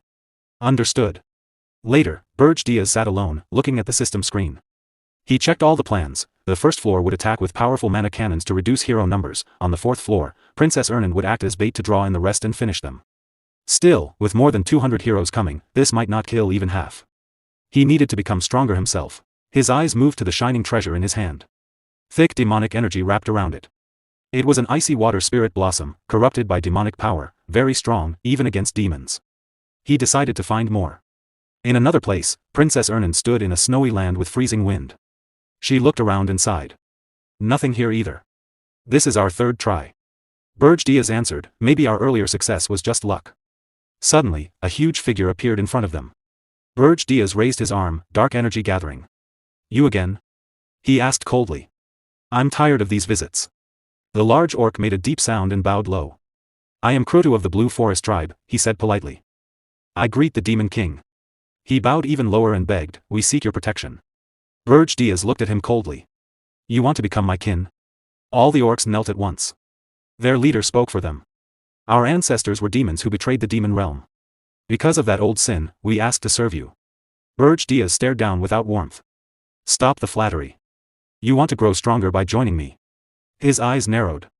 "You are better suited to demonic energy than spirit blossoms." An orc elder nodded to his group. "He sees through us. No need to hide." He ordered, "Bring it out." They opened a box. Inside was a dark grim lotus, its petals sealed in ice. Berge recognized it at once. "So that's why we couldn't find it," he said quietly. "You planned this. You know how to bargain, unusual for orcs known only for strength." The orcs bowed their heads. "To survive here, we need wisdom more than strength. Our tribe values brains." Berge gave the box to Princess Ernan and turned back to the orcs. "You came because you lack power. You want strength." A small smile appeared on his face. "Wisdom over strength, I like that." He raised his hand and began chanting. I will accept only one, Krotu. A demonic mark appeared and entered Krotu's body. Dark power filled the snowy field. Roam the land. Grow your tribe under my name, Berge said. Wait for my orders. I will give you a reward greater than strength, your tribe will last forever under my rule. Demonic energy covered Krotu. His body changed and grew stronger, he became a true demon. Krotu knelt deeply. I give my life and loyalty to you, Demon King. The whole tribe knelt behind him. Later, at Berge's mountain tower, power flowed through the building. Outside, an army of orcs stood in perfect rows. On the first floor, Lozier Friedrich waited with 60 mana cannons. Berge checked everything in his mind, orcs in position, tower floors ready, Princess Ernand waiting on the fourth floor. Everything was set. He looked up, his dark eyes hard. I will pay back the pain from my past life, he promised silently to the coming enemies. Far away, the hero looked up at the tall mountain and said to his friends, we finally arrived. Regressed Mountain stood in front of them. In the grand city of Holton Walk, a great banquet was held in the central hall. It honored the heroes before their final journey to defeat the Demon King. The room was filled with laughter, music, and the sound of glasses clinking. Warriors, nobles, and dignitaries celebrated together. A young hero named Lord Hillen, dressed in shining armor, spoke with the elderly Lord Castellan. The Lord smiled and said Hillen was too modest for his great deeds. Hillen thanked him for the wonderful banquet. The Lord replied that it was an honor to be part of this historic quest. After a pause, Lord Castellan suggested that Hillen should speak to the crowd. Hillen hesitated, feeling uncomfortable. But the Lord insisted. It would lift everyone's spirits. Hillen finally agreed. Lord Castellan announced it loudly, and all eyes turned to Hillen. He stepped forward, cleared his throat, and spoke calmly. He greeted his comrades, heroes, nobles, knights, mages, mercenaries, and merchants. He said their long journey was nearing its end. With a confident smile, he joked that their march had scared the Demon King so much that no monsters had blocked their path. The hall burst into laughter. Then he grew serious. He warned them not to relax and said every preparation was done. His voice rose as he declared that tomorrow they would take the Demon King's head. He asked who dared to kidnap Princess Ernand of Hilderan. With fury, he shouted that it was time to show the world who the true masters were. He raised his glass high, the crowd cheered wildly. They raised their glasses too and shouted to eat, drink, and celebrate. From a distance, an elf named Granada watched quietly. He noted that the expedition's size had not changed, just as the Demon King had predicted. Hillen's charisma had kept everyone together, he had gained money from guilds and held the mercenaries loyal, but Granada felt uneasy. The last tower he checked was empty. He wondered if the fight would really be easy. A dark thought crossed his mind, should he betray the heroes now? He panicked and scolded himself. If the Demon King was defeated, his curse would end, that was good for him. He shook his head and went outside for fresh air. He also needed to send a report. That night, under a full moon, Granada stood on a balcony. He used a glowing device to communicate. A calm voice said, we have arrived at Holton Walk. We will rest and climb the mountain tomorrow. Granada replied shortly, I see. Then the Demon King Berge spoke firmly, once you leave Holton Walk, do not contact me again. After a pause, he warned, beware of the snow on the mountain. Stay alert at night. And when the tower door opens, never be near it. The call ended. Granada was confused by the strange last warning. Suddenly, a voice behind him said, what are you doing out here alone? Granada jumped and turned. It was Hillen. Granada said he just needed fresh air. Hillen noticed his tension and offered him elven fruit wine. Granada drank it and felt better. Hillen asked if Granada was worried about defeating the Demon King. He laughed lightly and teased if the elf was nervous. Granada admitted, yes. Hillen looked into his wine and said quietly, actually, I don't know either. Granada was surprised. Hillen explained that attacking a Demon King's tower was always hard. Granada mentioned that Hillen had already beaten the Demon King of Lust. So a new one should be easier. But Granada realized no one knew the details of that victory. He asked Hillen to tell the story. Hillen avoided it.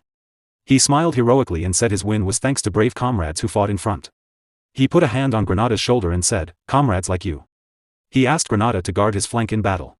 Together, they would win. Granada smiled and agreed. Hillen led him back inside. Later, alone, Hillen smirked darkly. He looked at a ring with a red gem and thought, I'm counting on you this time too, Elf Granada. The next morning, the city of Holton Walk was full of activity. The huge expedition got ready to leave. As the heroes started their march, crowds of citizens lined the streets. They cheered loudly, shouting words of encouragement and good luck. They praised the leaders with cries of, Long live Lord Granada, and Long live Lord Wharton. At the front, Granada walked with a calm, serious face, staring straight ahead. Beside him, Hillen walked proudly, smiling confidently at the crowd's admiration. The cheers grew even louder when people started chanting, "Long live Lord Hillen Karjal." Soon, the expedition left the city behind. The cheers faded away. In their place came silence as they entered the harsh Regis mountain gorge. Tall, snow-covered cliffs rose on all sides. A sharp, cold wind blew through the air. The large group moved slowly through the empty, frozen land. The cold was their only constant friend. As they went deeper into the mountains, some soldiers began to talk. Their worries started to disappear. One said the weather was surprisingly good, little snow and a clear, sunny sky. He added that they would reach the tower easily at this speed.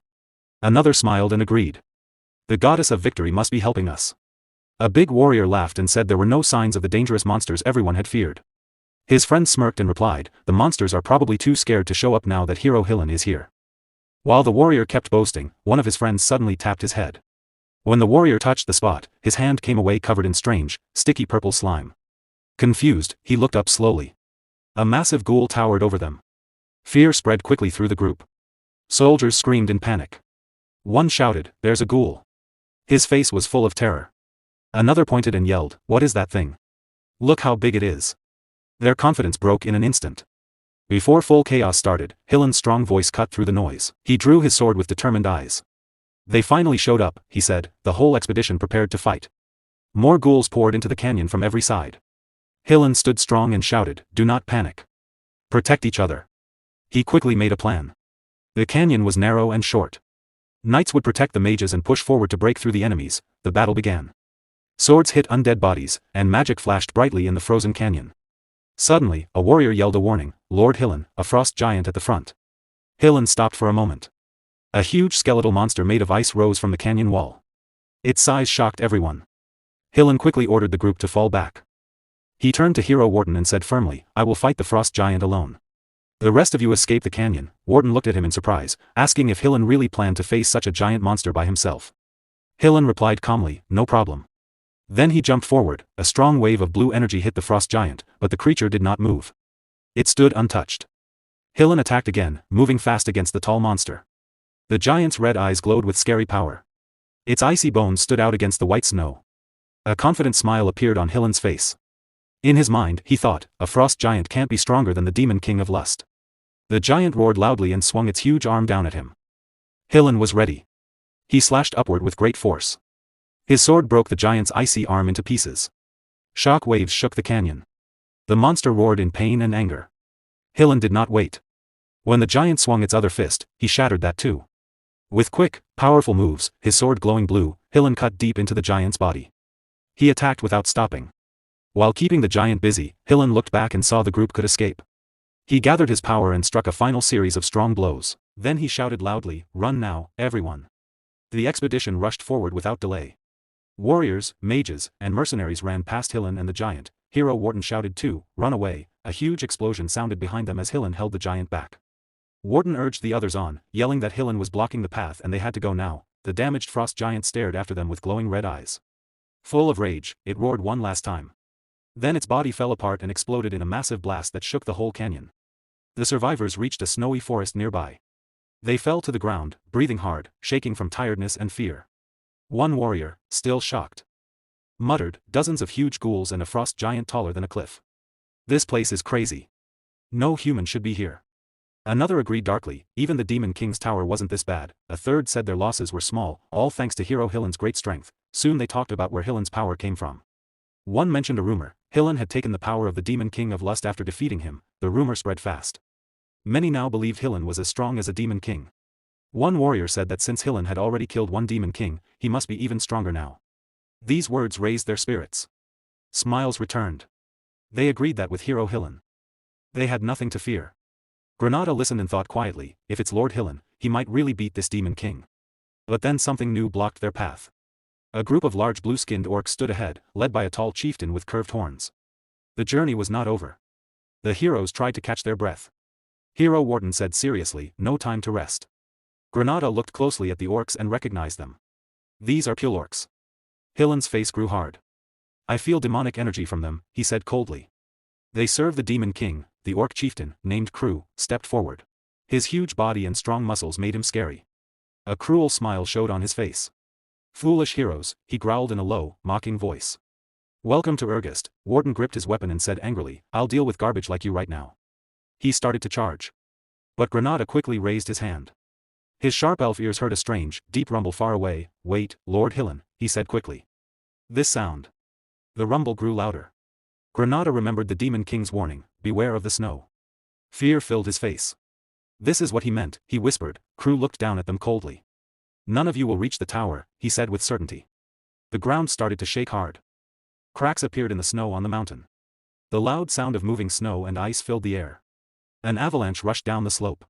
Granada screamed in anger and fear. How were we supposed to know about this? In rage, he cursed, you crazy Demon King bastard. The avalanche hit fast. Tons of snow and ice buried the whole expedition in seconds. It swallowed warriors, mages, and heroes. As the snow carried him away, Granada's face showed pure terror. With his last strength, he yelled, everyone run. But the roaring snow covered his voice. Far away in his tall fortress, Demon King Berge sat on his throne. Screens in front of him showed the disaster. One by one, pictures of the heroes went dark. A dark smile appeared on his face. Heroes, welcome once again, he said softly, full of mockery. With an evil grin, Demon King Berge Diaz watched the heroes' final screams. His plan had worked perfectly. He leaned back, eyes cold and pleased, and whispered to the dead, this time, I will hunt you all down. The Demon King sat calmly on his throne, staring at a large screen in front of him. He looked relaxed, his face showing no emotion. When he spoke, his voice was cold and sure. He began to explain the big plan he had already started. First came the snow. On the huge frozen battlefield, the ground itself started to change. A trap was triggered in a specific area. Suddenly, a massive blizzard hit. Everything turned white and chaotic. No one could see far.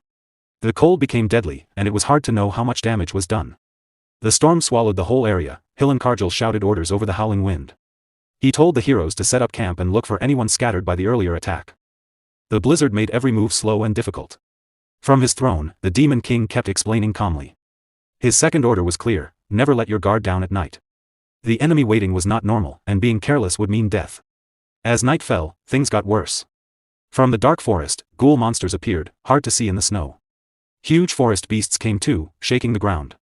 One knight froze in shock and said, orcs monsters again. Weapons were drawn at once. The heroes formed a tight group, ready for another fight. Far away, Granada clenched his teeth in anger. He cursed the Demon King for being too reckless. The fight was getting out of control too fast. The Demon King finally stood up. A dark smile appeared on his face as he moved forward without fear. Avalanche by day, monsters by night, this cruel cycle would keep going. Long before the heroes figured out the trap, they would be too tired in body and mind. Their defeat was certain. 3 days passed like an endless nightmare. The heroes fought to stay alive every moment. When they finally reached the top of the Ergist Mountains, everyone was worn out. They moved slowly, breathed heavily, and had little strength left. One knight spoke quietly, confused. Where is the Demon King's tower? The group was shocked. Hillenkargel shouted in disbelief. A tower was supposed to be here, the place for the final battle. But nothing was there. He tried to hide his worry and ordered the group to split up and search. Before they could move, a commander stopped him. He said the mission had failed. Going further would only cause pointless deaths. From now on, staying alive was more important than winning. Hillenkargel turned slowly, staring in shock. The commander's words were firm but sorry. Hillen said nothing, teeth clenched. 6 days after entering the mountains, they finally found the tower. When it appeared, the heroes exploded in anger. One knight yelled about the destruction of Mintanya and called the Demon King mad. When they forced the gates open, confidence returned. A knight laughed and said the first floor was full of weak monsters. He ordered everyone to charge ahead. That was when the Demon King spoke. His cold voice echoed everywhere in the tower. A scary smile spread across his face. His true demon form appeared, filling the air with heavy pressure. This was his third order. The moment the doors opened, anyone who entered would face hell. Magic cannons appeared all around, surrounding the heroes. Lightning cracked loudly. Hillenkargel stared in horror and asked what they were up against, then bright blue energy beams shot out. The cannons fired. The Demon King sat still in his control room. Watching. He said calmly that this was just the first attack, to test how long they could last. When the firing stopped, he smiled faintly.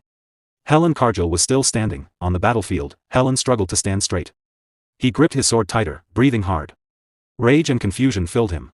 Nothing made sense, no strategy he knew explained this. Then Granada stepped out of the smoke, unhurt. Helen felt relief and quickly said they should push to the next floor. Granada looked at him carefully. Only the two of them were left. It was dangerous. But Hillen said he had once beaten the Demon King of Lust and taken his power. This enemy was not stronger.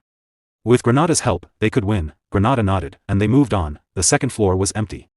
The third floor was empty too. Hillen grew angry. A tower this size should be full of monsters, but there was nothing. Granada stayed quiet. He felt something planned was happening. Empty floors meant someone powerful was controlling the fight. He thought of Princess Ernan. They stayed careful and reached the fourth floor. Both stopped in surprise. A beautiful green forest stretched ahead, like a peaceful garden inside the tower. Hillen could not believe it. A forest inside a tower made no sense. Granada said it was a curse, advanced magic that twisted space. Before Granada could say more, Hillen saw a figure. A young woman in dark, demonic clothes stood there. She gave off strong dark mana. She looked delicate but dangerous. She spoke lightly, almost like a child having fun. She said she was one of the 4 heavenly kings who served the Demon King, the Dark Spirit Master. She looked at Hillen and smiled. He had come to save a princess, but now that princess stood as his enemy, silence fell. Then Hillen understood. His eyes widened. Princess Ernan? Granada looked hopeless. The woman laughed softly and said no, she was the Dark Spirit Master. With a small move, she used powerful dark spirit magic. Hillen's shock grew. That spell was top-level spirit magic, only Princess Ernan could use it perfectly. Everything clicked. The night attacks, the hidden tower, the cannons, the empty floors, it was all planned. Princess Ernan was behind it. Hillen laughed bitterly. The princess he had suffered so much to save had been protecting the Demon King all along. Rage took over.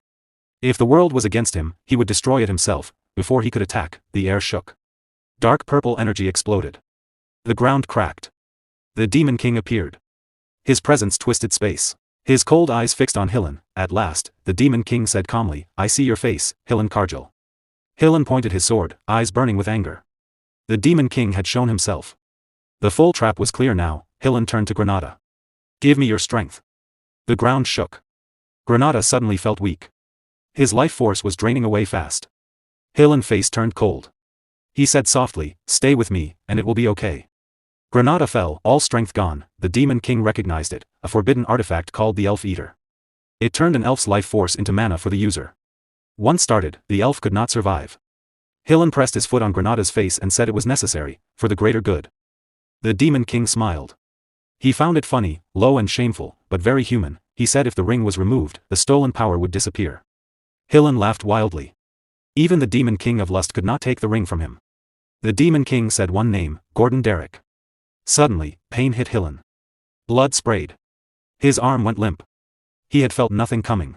Behind him stood Gordon Derrick, the Demon King's loyal servant. His sword was already down. He spoke coldly about how noisy and rude humans were. Before Hillen could react, Gordon hit again, sending him flying. Hillen realized Gordon was a high-level demon, too strong even with the artifact's power. Then heavy pressure came. The Demon King was behind him, hand on his shoulder. Hillen tried to move but could not. Space itself trapped him. A huge wolf-shaped shadow appeared, an ancient ruler of the continent. Hillen knew there was no escape. Dark energy gathered around the Demon King. The ground cracked. His voice was calm. "Now you will see what a true Demon King is." The power grew, filling the area with the promise of total destruction. After the Demon King's devastating blow, Hillen Kargil lay motionless on the ground, half dead but still breathing. Even in defeat, the fact that he was still alive proved his incredible strength. The Demon King looked down at him with cold respect. To survive such a powerful attack was impressive, and the Demon King openly admitted that Hillen's power deserved acknowledgement. However, mercy was not in his nature. Without hesitation, he ordered Gordon Ramsay to tie Hillen's hands and throw him into prison. He also commanded that the other humans collapsed outside the door be imprisoned. Gordon Ramsay obeyed at once and carried out the orders. Granada was in much worse shape. His body had withered until he looked like a white skeleton. Groaning in pain, he weakly said he could already see the afterlife. The Demon King glanced at him, praised his efforts with clear mockery, then casually used Spirit Blossom. In an instant, Granada's body was fully healed. The pain disappeared, his flesh returned, and he stood there frozen in shock. A moment later, the Demon King used Spirit Blossom on the princess as well. Watching this, Granada wondered if he had been healed the same way. Before he could think more, the dwarf suddenly shouted with excitement. The Demon King recognized the dwarf's hard work and gave him permission to dismantle the tower. The dwarf burst into loud celebration, bowing repeatedly and thanking the Demon King again and again. With everything settled, the Demon King ordered everyone back to their duties. The damaged floors needed to be repaired right away. After giving his final instructions, he turned and left. Calm slowly returned to the battlefield. In the silence, Granada thought about everything he had seen. After such a fierce fight, the Demon King still looked completely unharmed. This matched the terrifying reputation Granada had heard.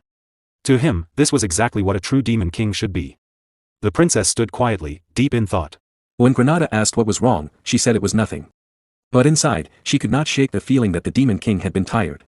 Away from everyone's eyes, the Demon King, whose true name was Berge, collapsed on the floor, completely exhausted.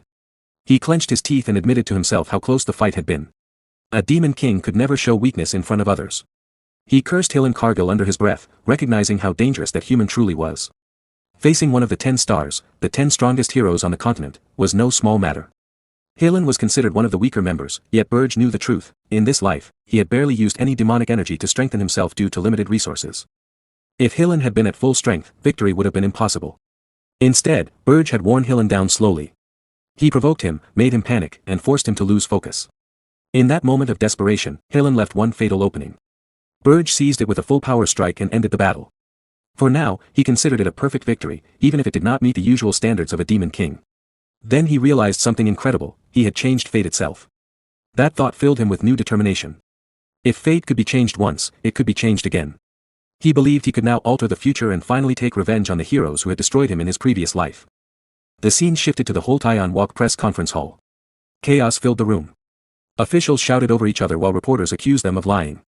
They mocked the claim that the heroes had simply given up because they could not find the tower. Angry investors demanded answers and wanted someone held responsible for the failure.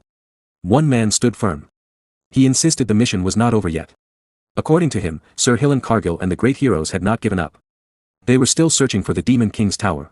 All they needed was a little more time. That was when the king exploded in rage. He cursed Hilan Cargill for his arrogance and failure. His voice boomed through the hall as he declared that Hilan had talked big but achieved nothing. His patience was gone. If Hilan failed to rescue the princess, he would be executed without mercy. The dwarf princess tried to speak up and explain the hero's journey and the difficult circumstances, but the king cut her off. He refused to listen and immediately ordered that Lower be found. Whispers spread quickly. Some said Sir Hilan Cargill had never returned. Others claimed he was already dead. As rumors grew, news of the new Demon King spread across the continent. With each retelling, the story became more frightening. Fear and despair filled people's hearts, and the world sank into sorrow. Because of this widespread despair, Berge's demonic energy points began to grow rapidly. The scene moved to the Heroes Guild headquarters, where a tense meeting was taking place. The gathered heroes questioned Hero Warden repeatedly, asking if there was any lie in his report.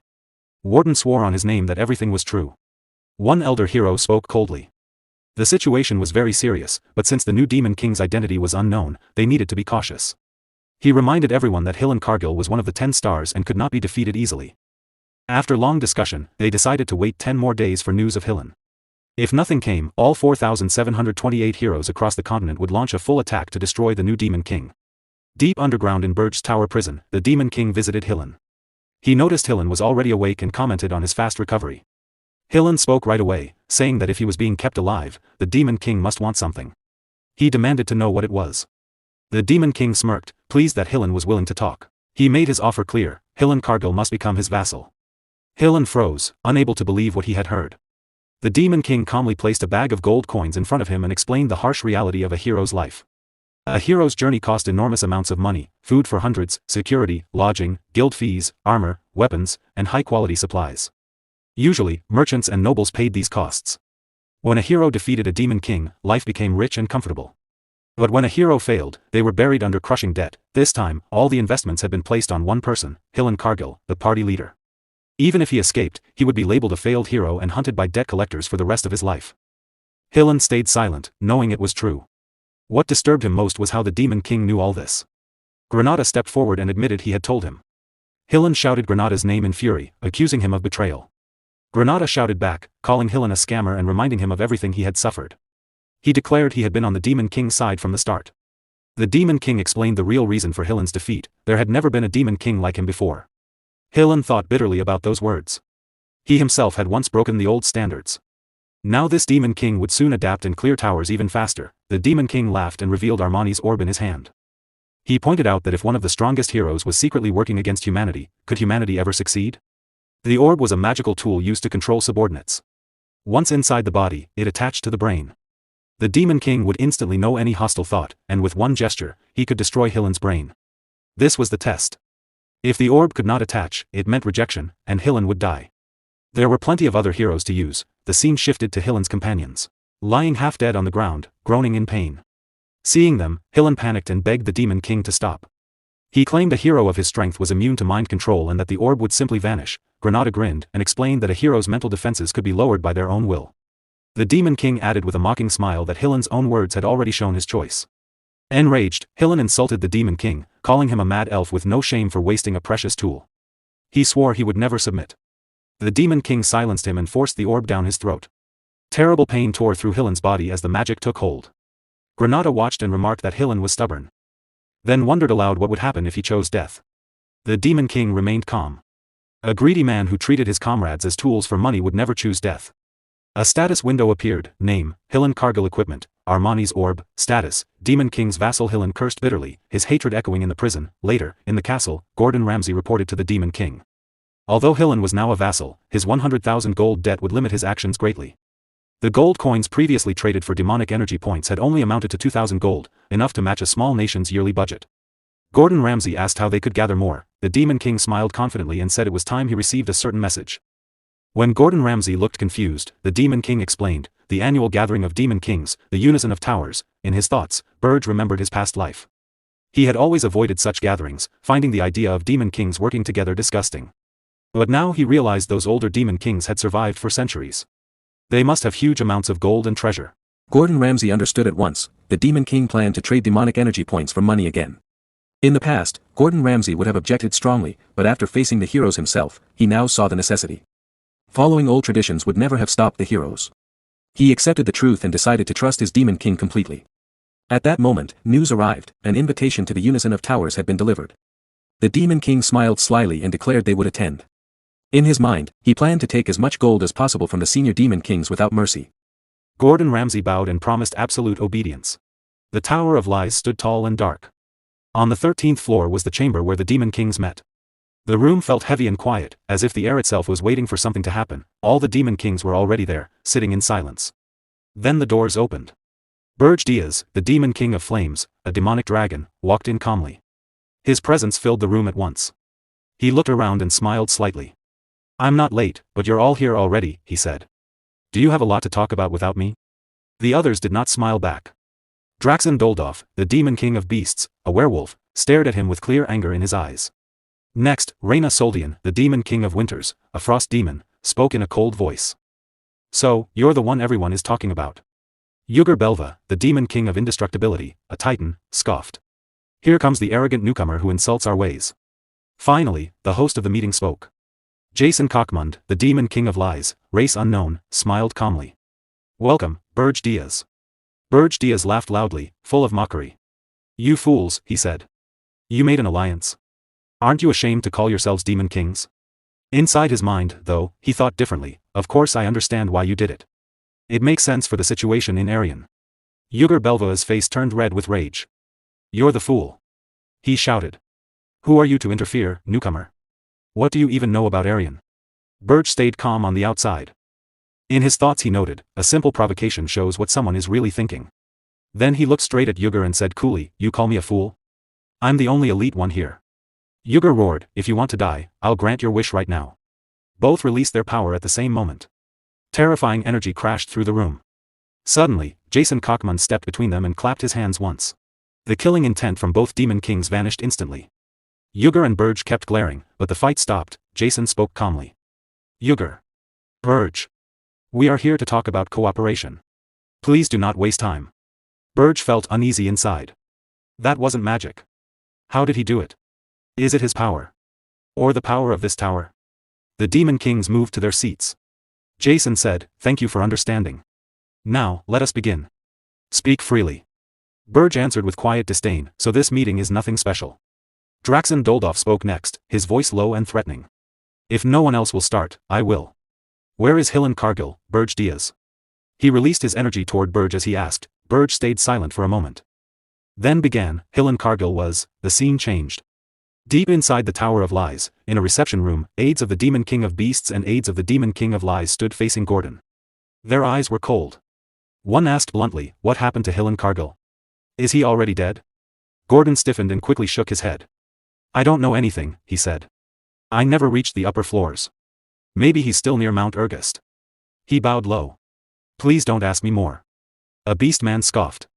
That doesn't make sense. If he was near the mountain, he would have seen the tower. Gordon answered quietly, this isn't our tower to begin with. Another beast man muttered, maybe the rumors about that Demon King are true. Gordon felt a chill. He remembered Berge Diaz's orders, if anyone asks about Hill and Cargill, say you know nothing. Keep everything secret, but something felt wrong to Gordon. Unease grew inside him. Suddenly he burst out, the Demon King I serve is a rebel and a fool. He never listens to anyone. If he's left alone for even a moment, he does the most ridiculous things. If it's going to be like this, just do everything without him. When he finished, strange relief washed over him. He felt lighter. The beast men looked at each other and nodded. We know exactly how you feel, one said. Then they all began complaining about their own demon kings, sharing the same frustrations. The scene returned to the 13th floor. Yuger stared at Berge in disbelief. You seriously expect us to accept this? Berge answered calmly, yes. Yuger exploded. Hill and Cargill hasn't even arrived. You didn't build the tower on the mountain. It's only 82% complete. Who do you think you're fooling? Berge replied casually, I can build my tower wherever I want. Jason spoke next. The situation hasn't changed. Warriors are still coming for the tower. Why did you leave your own tower and come here? With a mocking smile, he added, a demon king who lost his tower. Didn't we all learn better at the Demon King Academy? You were supposed to be the greatest leader. Berge brushed it off. There's nothing to worry about. I will protect my tower myself. Inside, he thought, something about the Demon King of Lies has bothered me for a while. When Jason tried to keep mocking, Berge cut him off sharply. Draxon, annoyed, asked, do you really think Archduke Arcane will just ignore this? Berge shrugged. I don't care what that old man says. Draxon thought to himself, he's as stubborn as ever. Berge turned the question back. Is something bothering you? Draxon brushed it off. No. Let's move on. Inside, Berge thought, even if I caught something suspicious, I couldn't prove it. For now, it's enough. Better to avoid trouble. Our real goal is to collect 100,000 gold.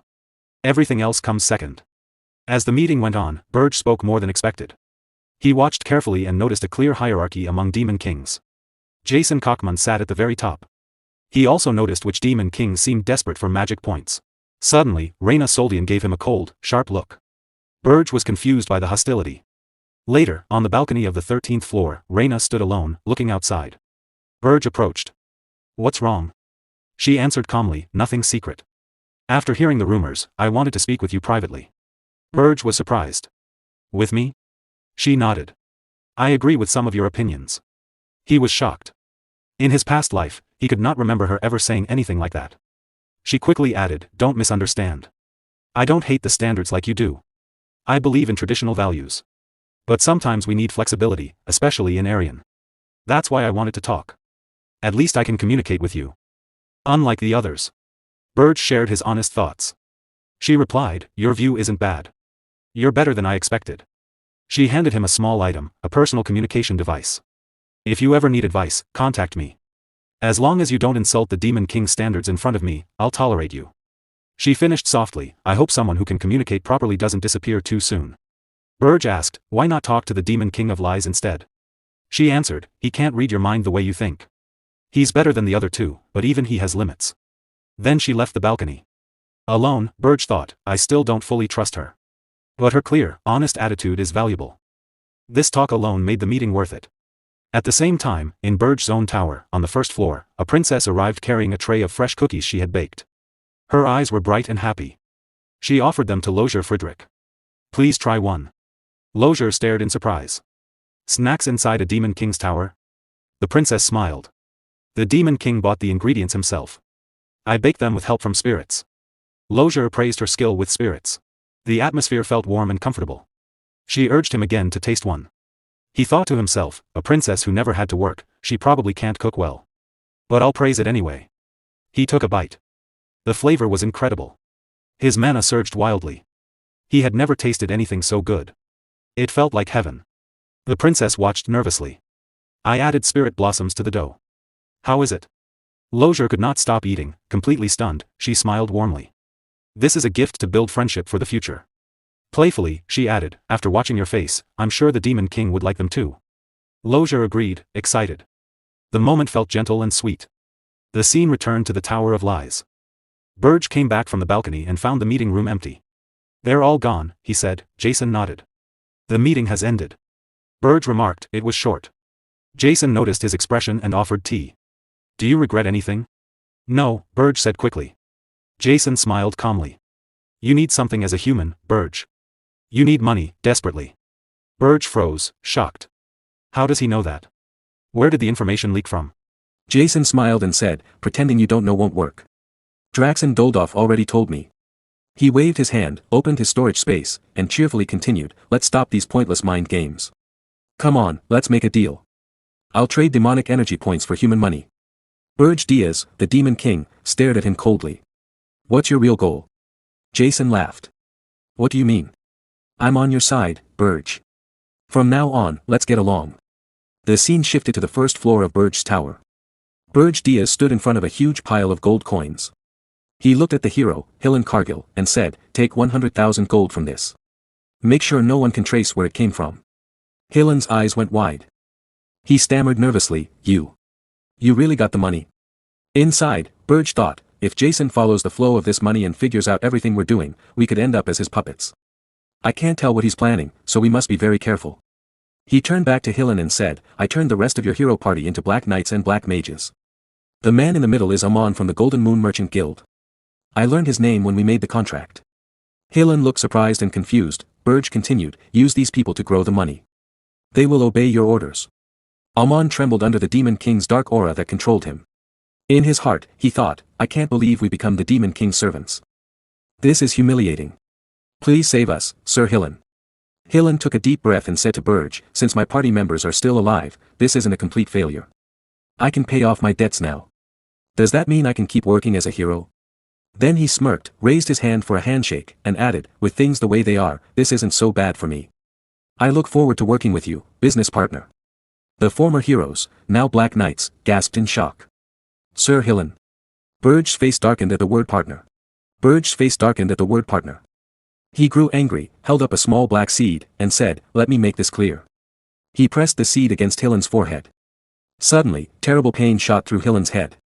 He dropped to his knees, grabbed his head, and cried out. Berge said coldly, "We are not business partners. You are my slave, and I am your master." One of the Black Knights smirked and muttered, "Serves you right." Hillen, still in pain and confused, looked up. "Master and slave? I didn't know you were into that kind of thing." Berge turned away. "I'm not asking for true loyalty. Just do what I say. Now go." Hillen stood up slowly, still holding his aching head. Suddenly, a soft voice called from behind him. "Hillen." He turned and saw the princess standing there with Lozier Friedrich, who was busy with some work nearby. The princess looked sad. She held out a letter and said, "Could you please deliver this to my younger sister, Elena?" Hillen took the letter. "Elena? You mean the 13th princess of the kingdom of Hilderan? I can do it, but why are you helping the Demon King? You're one of the reasons I ended up in this mess." The princess lowered her eyes. "I'm sorry. But I have no plans to return to the kingdom right now. A hero like you surely knows the royal family's secret." Hillen Cargill thought quietly about the royal family's secrets in the kingdom of Hilderan. He remembered the rumors he had heard. If they were true, he could understand why the princess was acting this way. In the end, he agreed to deliver the letter to Elena. Later, inside Berge's tower, Gordon Ramsay spoke to Berge Diaz with worry. He said it was not that he distrusted the Demon King, but he was not sure if the hero Hillen would really obey orders. Berge replied that Hillen was not just someone who only cared about money. At first glance, he might seem greedy like many humans, but that was not true. Hillen was not noble either. What he really wanted was fame and attention. He acted boldly in everything so people would notice him. Berge added that if Hillen was controlled properly with the Armani orb, no one would make a better spy. Gordon Ramsay thought to himself that the Demon King understood humans very well. He realized he could not stay idle any longer. Berge smirked and said it would be interesting to watch a hero, working for the Demon King, destroy human society from the inside. Gordon Ramsay quickly agreed and promised his full loyalty. Just then, someone knocked on the door. Both of them looked surprised. The princess walked in carrying a plate of cookies. She calmly offered them some. Berge took the plate and said she had been coming and going freely lately. He warned that if it bothered him, he would lock her in the underground prison for a month. The princess smiled and told him to try one first. Berge looked at the cookies and called them nothing special, just a simple human dessert. He took a bite. His face changed at once. The taste shocked him. It was a flavor he had never experienced. The princess watched closely and thought, he reacted. Does he like them, just like everyone else? A light sweat appeared on Berge's face. He gripped a chair, then smirked and said, for a human dessert, it's not bad. Inside, the princess was stunned. He had resisted it. Berge then said the cookies contained spirit blossoms, a dangerous ingredient. The princess admitted it openly. She knew he would notice right away. Berge realized this was connected to a reward he had given her earlier. She clearly wanted something in return. The princess laughed softly and said yes, that was true. Berge stayed silent, looking confused. Time passed. Hilan Cargill and his group safely descended the mountain with Krutus as their escort. They reached Holton Walk, then quickly used the teleport circle to travel to the kingdom of Hilderan. As for Granada, he soon restored order among his mercenaries. The scene moved to the headquarters of the Scarlet Hawk mercenaries. Granada's men returned, bruised and beaten. Granada was furious. He demanded to know how they could all run away during the first avalanche and leave their captain behind. One mercenary, face swollen and crying, tried to explain. He said the Ergist mountains were deadly, even heroes had died there. How could mid-level mercenaries like them survive? They had no choice. Granada shouted that survival was no excuse for abandoning their captain. He beat the man in anger. Someone called Granada's name. He turned and saw a blonde female knight. She introduced herself as Keed and said she was a hero. Because of certain problems, she could not join the expedition from the start. Now she had come. Hoping to take part, even if late. Granada was confused. Why would a hero come here? Some of his men, already drinking, laughed and said she was the one who had paid for their drinks while the captain was away. They suggested another round. Granada hit them and told them to be quiet. He thanked Keed for the drinks but said the hero's expedition was already over. Keed looked shocked. Granada explained that Hilan Cargill and the others had already left Holton Walk. Keed could not accept it. She apologized for being bold but begged him to tell her what happened, especially his failures. Granada decided he would only share what the Demon King allowed. They sat together in a restaurant. Granada told the story. After hearing it, Keed gave him a few gold coins in disbelief. She now understood the Demon King's tower was not at the very top. There was no reason for her to stay. She thanked him for his time and said the gold was a gift. Then she left. Once she was gone, Granada's men laughed and called her a naive hero who knew nothing about the world. They said it would be good if she was not betrayed someday. Granada grew angry and threatened to cut off their hands if they kept talking. He watched the female knight leave. The scene changed to a quiet alley in Holton Walk. Keed arrived and said, "It's time to go back. The princess's fiancé is waiting." A firm voice answered, "No. I want to live as a hero." Granada watched secretly from a hiding spot, driven only by curiosity. He noticed the bulky figures moving silently. They wore masks that hid their faces. He realized that hero was actually a princess. Kingdom matters should stay within the kingdom. Suddenly, a knight stopped Granada. He pressed a sword against Granada's throat. Granada began to sweat, filled with fear. The knight demanded to know who he was and accused him of spying. He also noticed Granada was using strange magic. Granada panicked inside. The item was a magical artifact from the Demon King. If they caught him, they would learn he served the Demon King. The knight's face grew darker. He decided Granada was a spy from another realm and could not be allowed to live. Terrified, Granada thought of the Demon King. He knew he had chosen the wrong place to hide. His mind raced, trying to find a way out. Granada, an elf, is suddenly spotted by a knight. As soon as he is seen, he starts running toward the palace entrance. Knights around the area shout that an assassin has appeared. Their cries warn everyone not to let him escape. Shock spreads as people realize he might be an assassin. The knights quickly urge the princess to step back. A female knight looks stunned by the sudden chaos. Granada knows he is in big trouble. He grits his teeth and thinks he is the only elf in Horton Walk right now. If he uses his elf powers, he will be targeted easily. Still, he decides he must use his strength to survive. He doubts if he can escape safely. The knights surround the princess to protect her. They tell her to stay back and leave it to them. But the princess refuses. She says she is a warrior too. Granada panics inside. He knows he has no choice but to use his power, even if his identity as an elf is revealed. The knights shoot arrows at Granada. The situation gets worse. At that moment, Berge appears. He says he was wondering why everything was taking so long. He uses his power to destroy the arrows in midair. Granada is shocked. Berge spreads his wings, flies up, and holds a magic flame in his hand. He tells Granada he must have been playing around in a place like this. Granada looks at him in disbelief and anger. He recognizes Berge as the Demon King. Even after seeing such power, Granada cannot fully believe it. Berge casually says there is no need to worry about wounds that heal with saliva. Granada replies angrily that he is being serious. The knights panic and shout. They think the Demon King has come to kidnap the princess. They believe he wants sacrifices. They focus on protecting her. The princess, who is also a knight, steps forward. She says she does not care about her own safety. She tells the knights not to hesitate. She says this is their chance to capture the Demon King. She orders them to attack without worrying about her. Berge Diaz looks at the princess with mild surprise. He learns something new about her. The knights do not believe it. They shout and get angry. They question why the Demon King is even there. Granada, annoyed, agrees with the knights. He demands to know why the Demon King is here. Berge Diaz answers calmly. He says it was a coincidence while he was running an errand. The knights get angry. They call him a liar and refuse to believe it was just a coincidence. The scene shifts to an earlier time. Berge Diaz is in a tower. He listens as the princess tells him what she wants. She asks for senile powder. Berge Diaz knows senile powder is used for spirit contracts. The princess smiles and confirms it. She tells him a story from hundreds of years ago. An elf named Senya returned to the human kingdom. The king ordered her to make a supplement so humans could form spirit contracts more easily. This led to the creation of senile powder. Berge Diaz says the princess does not need it because of her talent. She pretends to look sad and says he overestimates her. She explains there is little mana in the tower. Without senile powder, her spirits would not work well. Berge Diaz says he is thinking of contracting a higher level spirit. The princess gets flustered, turns away, and pouts. Her fire and water spirits do the same. She admits it might be true.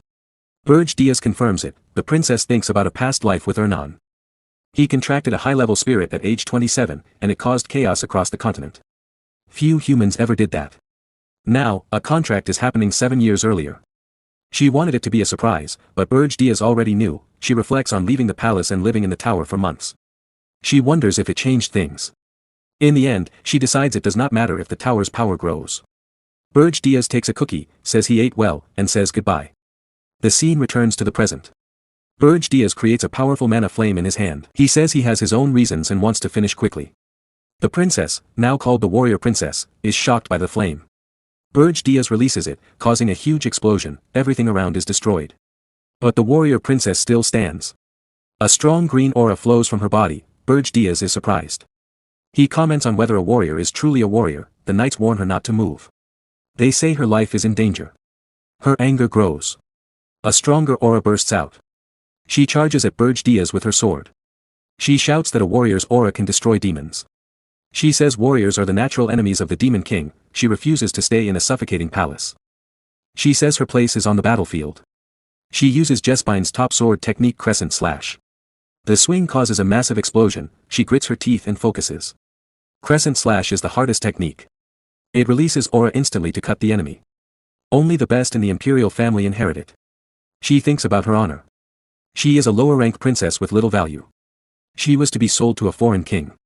She refuses to accept he is a pervert. She feels deep injustice. She questioned it and trained hard with the imperial sword instructor. She trained day and night to be seen as a warrior, not just a princess. If they capture the Demon King here, she can be recognized as a true warrior. Then, even under command, she can gain freedom. She resolves to save her husband. The tension rises. Berge Diaz gathers power in his hand. He destroys her sword completely. He smirks and says it was a useful sword. The warrior princess stares in shock at the broken pieces. Berge Diaz says his ultimate skill is out. He adds a warrior would not die from this. A dark red negative aura pours from his body. He hovers above her, dominating the space. The princess looks up in terror. Sweat drips. Her body shakes. In a trembling voice, she says this enemy is unbelievable. Berge Diaz grins evilly. He says being both princess and warrior makes her useful in many ways. Her fear deepens. She freezes in panic. She worries the perverted Demon King will take her too. The knights rush to protect her. They stand between her and him, knowing the danger. Berge Diaz unleashes a massive explosion. Powerful aura destroys everything around. After a few minutes, the fog clears. Many knights lie dead on the ground. 2 healers arrive. They are shocked by the destruction. They wonder what kind of explosion caused it. They sense demon magic and question if a demon was in Horton Walk. They see an injured person and check for enemies. They rush to the fallen knights and call out. One barely alive knight speaks weakly. He mentions the princess and the Demon King. The healers are stunned. They beg him to stay awake and explain. The knight groans and says the Demon King used black flames. The healers realize it was the Demon King of Urgest. The scene shifts to the dungeon in the Tower of Berge. Berge Diaz has brought the warrior princess there. She lies unconscious, covered in bruises and wounds. Another princess looks at her and asks if this is senile. Berge Diaz say, she is Keed Jespine, the 9th princess. From now on, they will live together on the 4th floor. She is injured and needs treatment. If raised well, she will be useful later. The princess agrees but asks why another princess was brought in suddenly. Berge Diaz says he saw her on the way and picked her up. He kidnaps princesses to earn magi points. Targets can be high or low rank. The princess asks what magi points are. Berge Diaz is shocked. He realizes he almost revealed a secret. He wonders if she asked on purpose. He denies it and says she misheard. He changes the topic and says he will bring senile powder. She agrees. As he leaves, he thinks to himself he has become too comfortable seeing her often. He tells himself to focus. He is the Demon King, and she is just a prisoner. News spreads fast. The 9th princess of the Jespine Empire was kidnapped in Horton Walk. It reaches the whole continent. At the Hero Guild headquarters, Hillen Cargill stands in the center. Heroes question him. One says there is no lie in his words and asks him to swear. Hillen lowers his head in shame. He admits he could not find the Demon King's tower. He will take responsibility. Another hero reassures him. If warriors are blamed for failures, no one would lead in the future. Hillen thanks them. Another hero shares news. At the same time the warriors retreated, the Demon King of Urgest kidnapped the 9th princess. The Jespine Empire requests raising a warrior's banner. He has experience with Urgest and says it is the fastest way. He asks for opinions. Hillen regrets for the princess. He says instead of war now, use a small team to find the tower first. Once found, subjugation will be easy. A true strong Demon King would not hide his tower. The heroes agree. They say a weak, cowardly Demon King is no big threat. One silent hero speaks with a dark face. He says follow Hillen advice until the tower is found. All-out war is paused. Hillen bows and agrees. In his mind, he speaks to the Demon King. He wonders if this is what the Demon King wanted. He used his power to delay the war and bought time. The scene shifts to Berge Diaz. A surface opens. Gordon Ramsay appears and reports Hillen Cargill words. Berge Diaz calmly says to keep watching. He feels troubled. He did not expect the heroes to prepare an all-out attack. He sighs in relief. Without Hillen Cargill, he would be in trouble.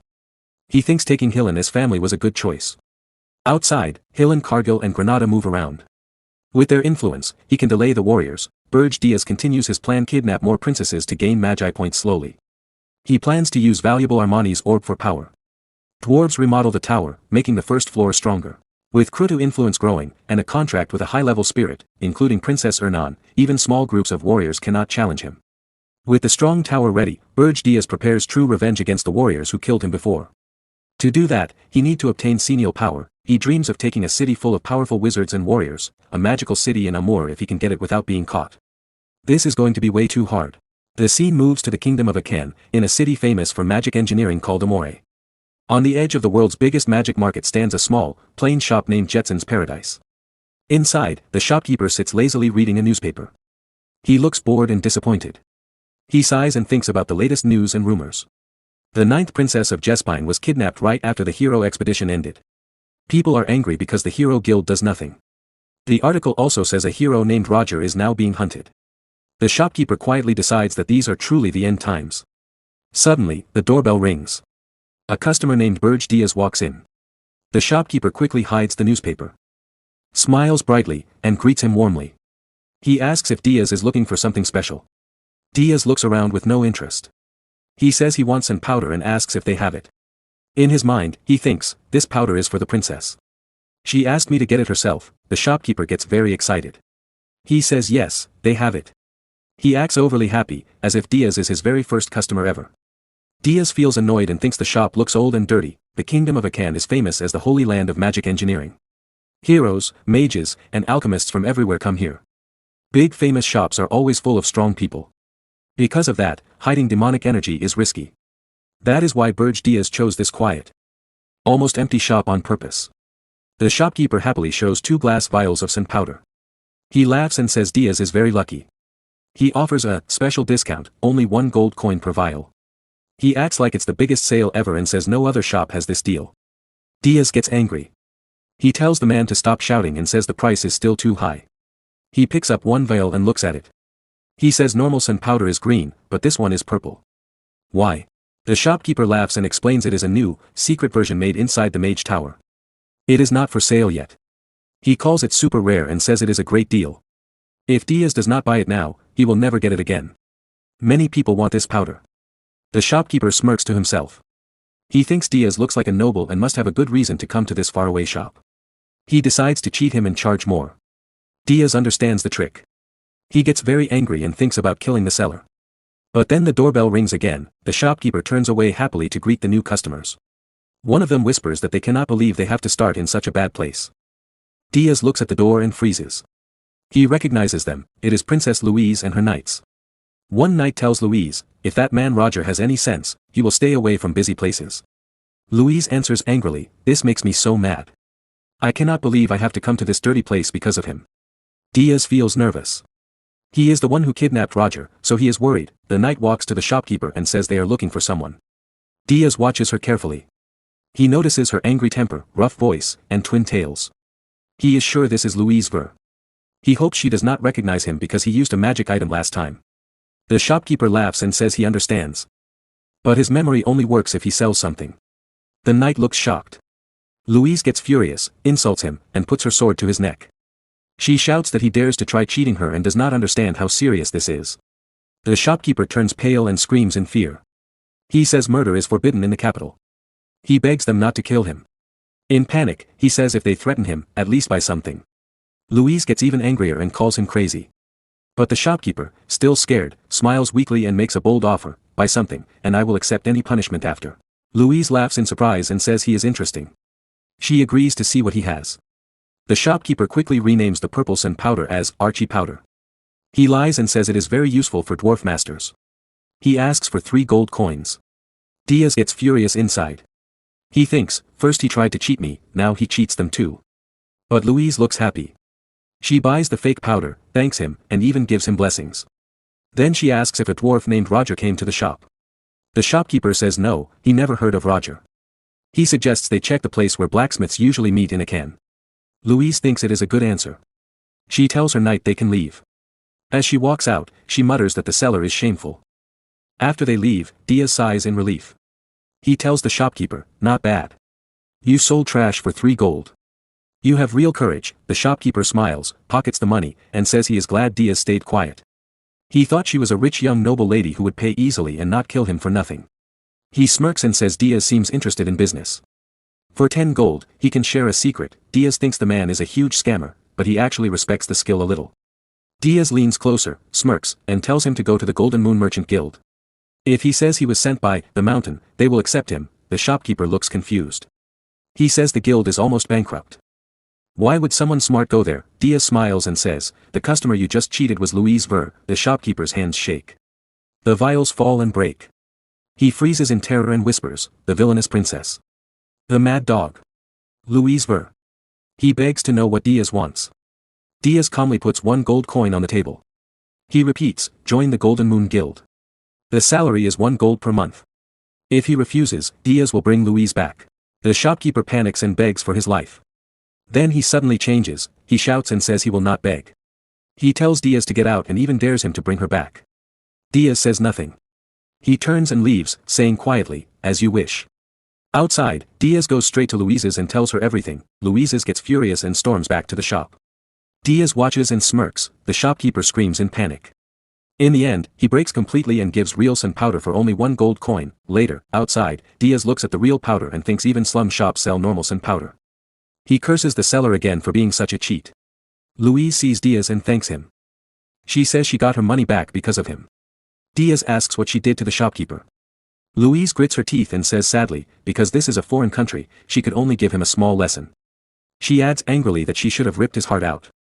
One knight tries to calm her and says no one expected the little princess to get this angry. Diaz feels uneasy and thinks she is still strange.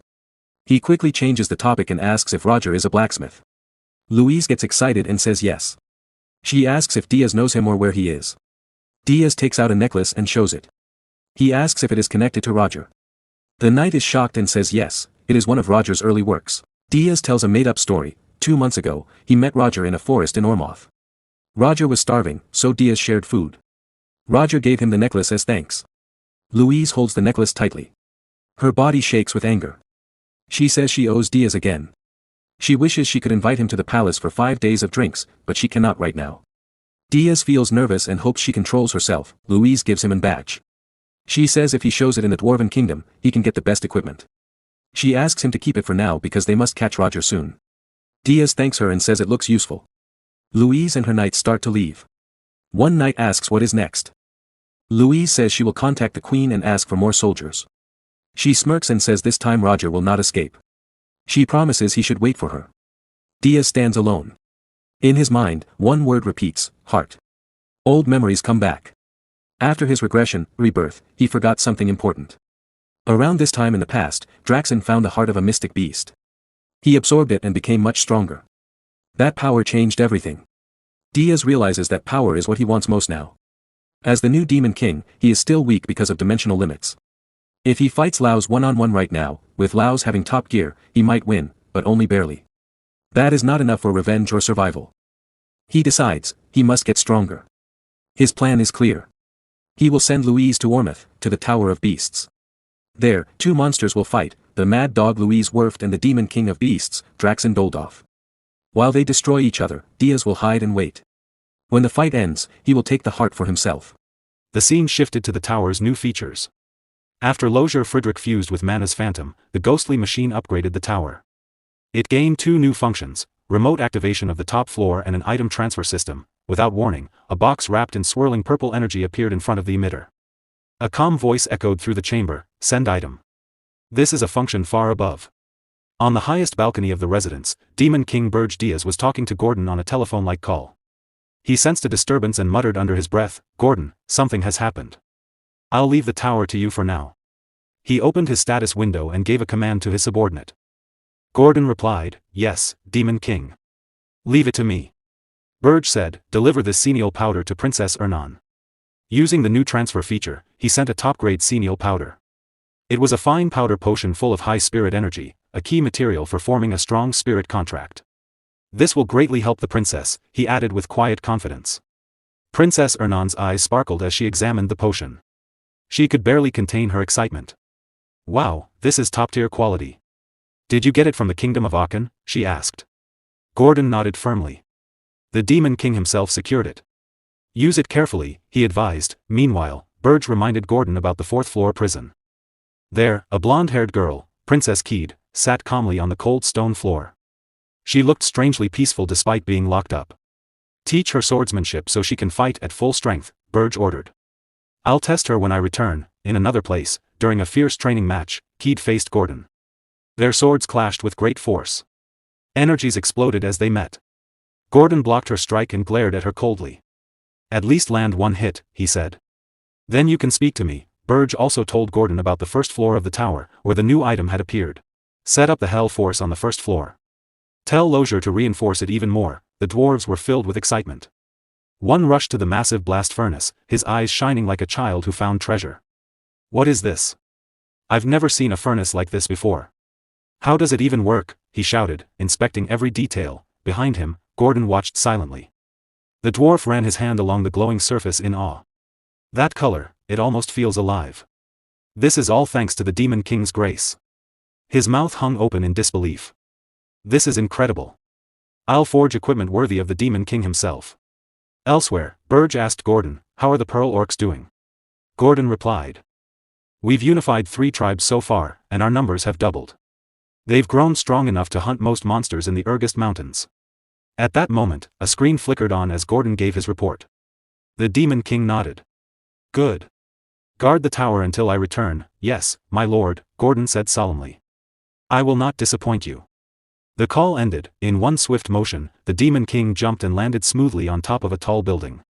He thought to himself, so I can manage the tower directly without even going back, a very convenient function. Suddenly, another call came through, from Hillen Cargill.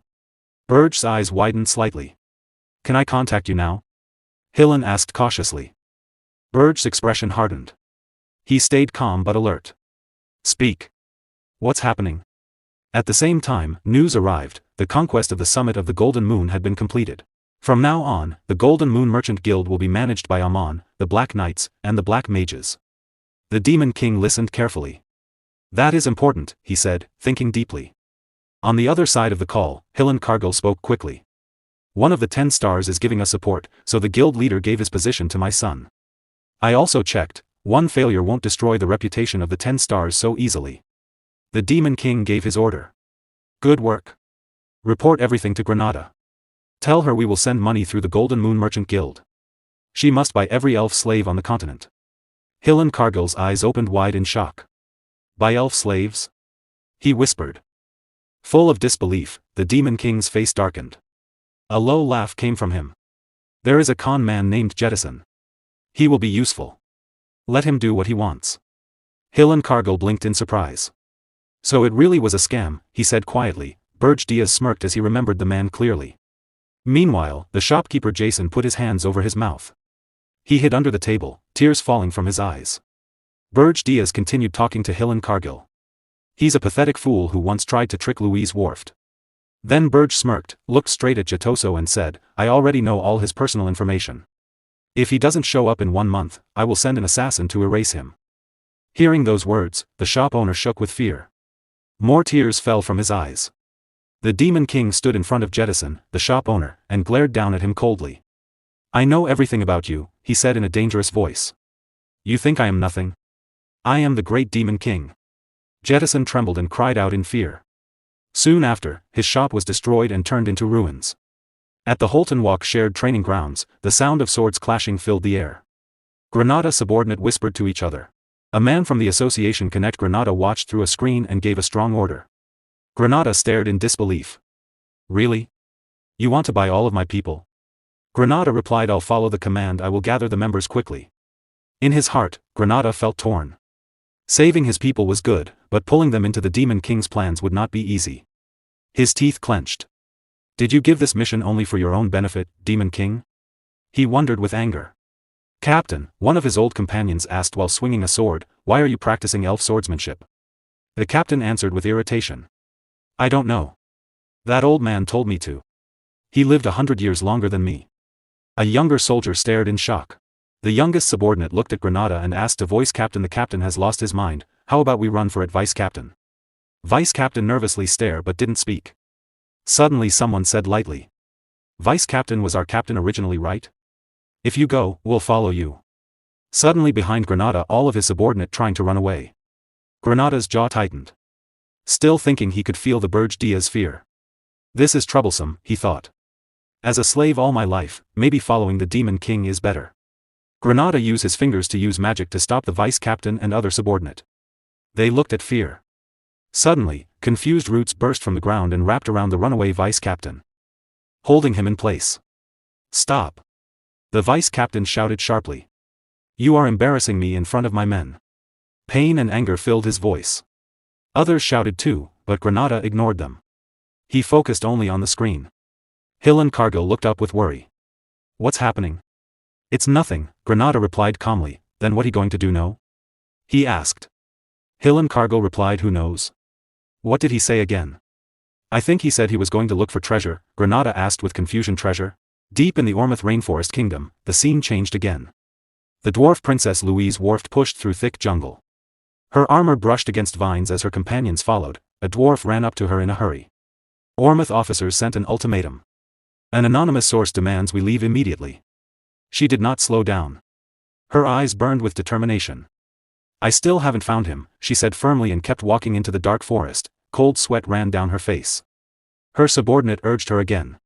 Your Highness, we can only check areas allowed by the anonymous order. She clenched her teeth in anger. No. There are still places I haven't searched. Then her eyes locked onto Beast Mountain in the distance. She froze. No way.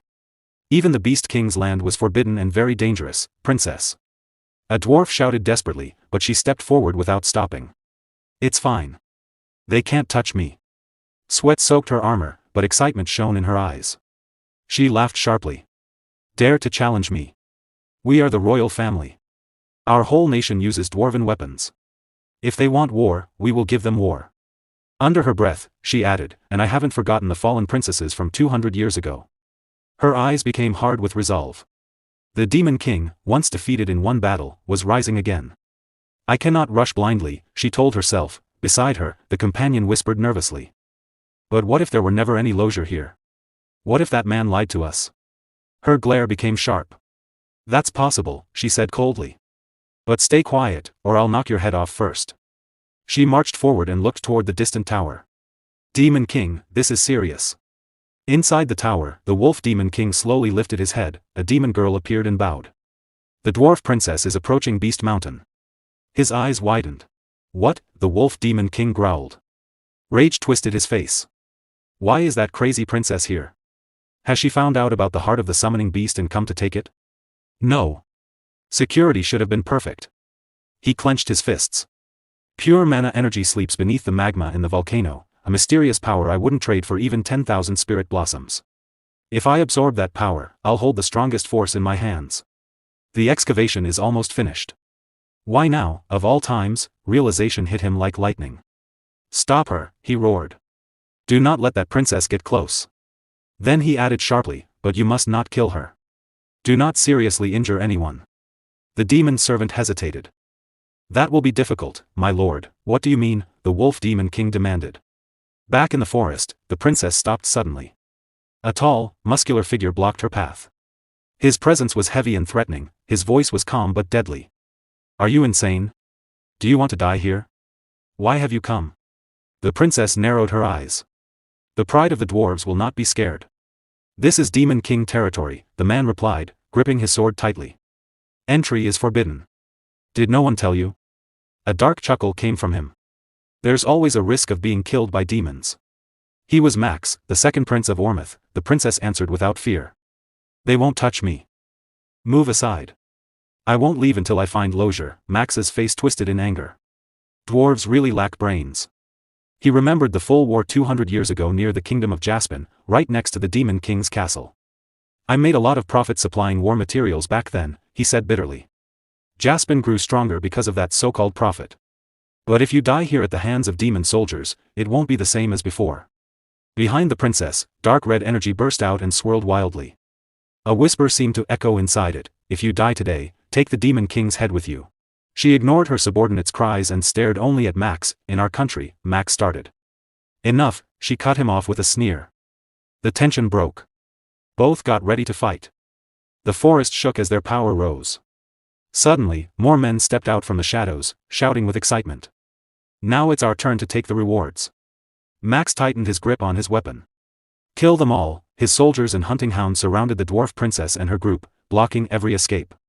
For the prosperity of the kingdom of Ormus, Max said coldly, you will all die here. Rage poured from the princess as she raised her axe. You dare touch me here, you cowards. In the distance, the sound of demonic galloping echoed across the battlefield. Inside the tower, the wolf Demon King roared in shock. What? Stop this right now. His eyes widened as he understood. The Ormith Furcies planned to kill the princess and blame him for it. A full-scale war, like 200 years ago, was starting. Outside, monstrous demonic creatures were sent out immediately. The princess must survive, he thought grimly. Blood and violent mana began to stain the forest. Max's comrades moved forward without mercy, cutting down dwarf soldiers with terrifying skill. The scene became brutal. Then, a golden shield suddenly flared around the princess. Release them all, she shouted. One wounded dwarf cried, Princess, their numbers are too many. We can't win head-on. Run. Clear a path. Her teeth clenched. Fury burned even stronger. So frustrating. I'll smash everything myself. Please calm down. All princess subordinate begged, she ignored it. Max raised his weapon. Mana blazed around him wildly. He sneered. You defend yourself like a turtle, hiding behind that weak shield. At that moment, purple energy exploded in front of him, bright and violent.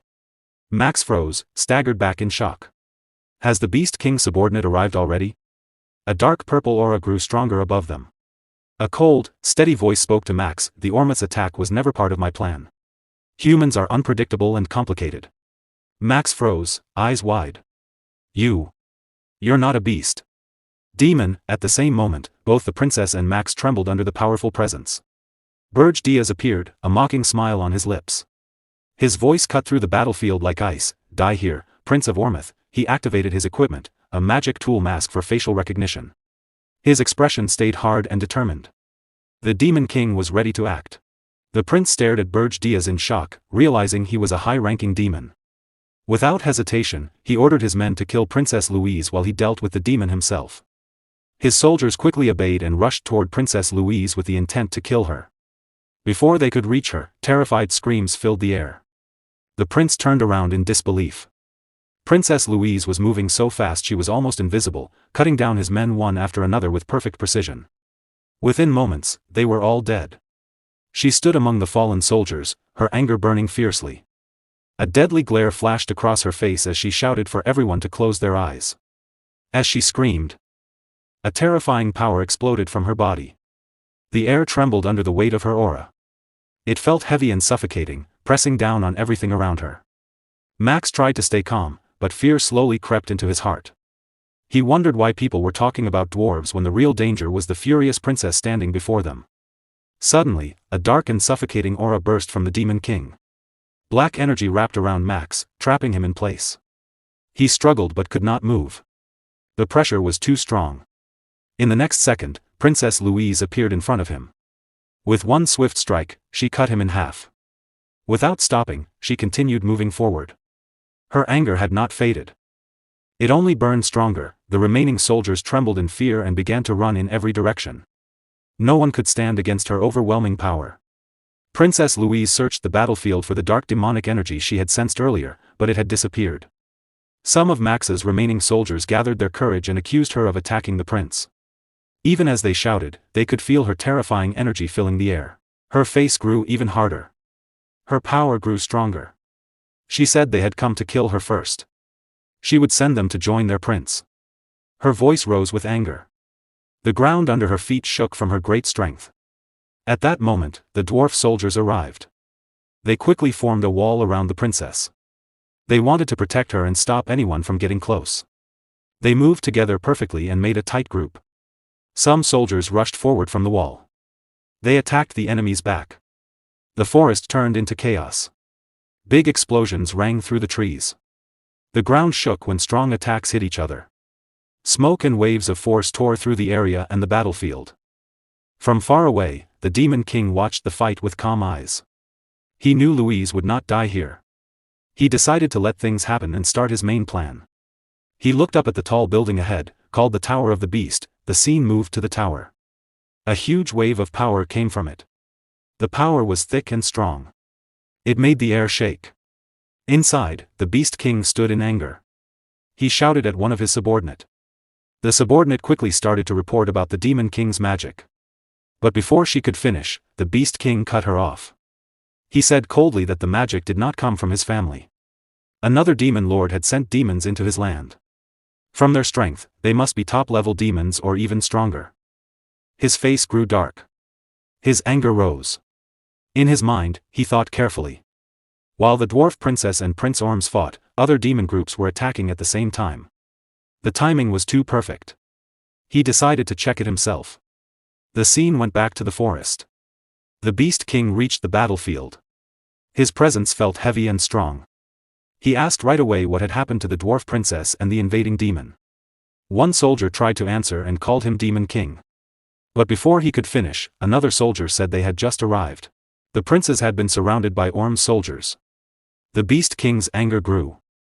His power rose. A bad thought came to him. He feared that if the big attack from 200 years ago happened again, he still did not have the power to stop it. A beast soldier said nervously that the princess was already surrounded by Orm soldiers. He tried to save her. But before he could explain more, the scene changed to Princess Louise on the battlefield. She cut down every soldier in front of her with fast, strong attacks. No one could stand against her. Her own soldiers saw this and shouted for her to stop. They warned that more would turn into pure killing.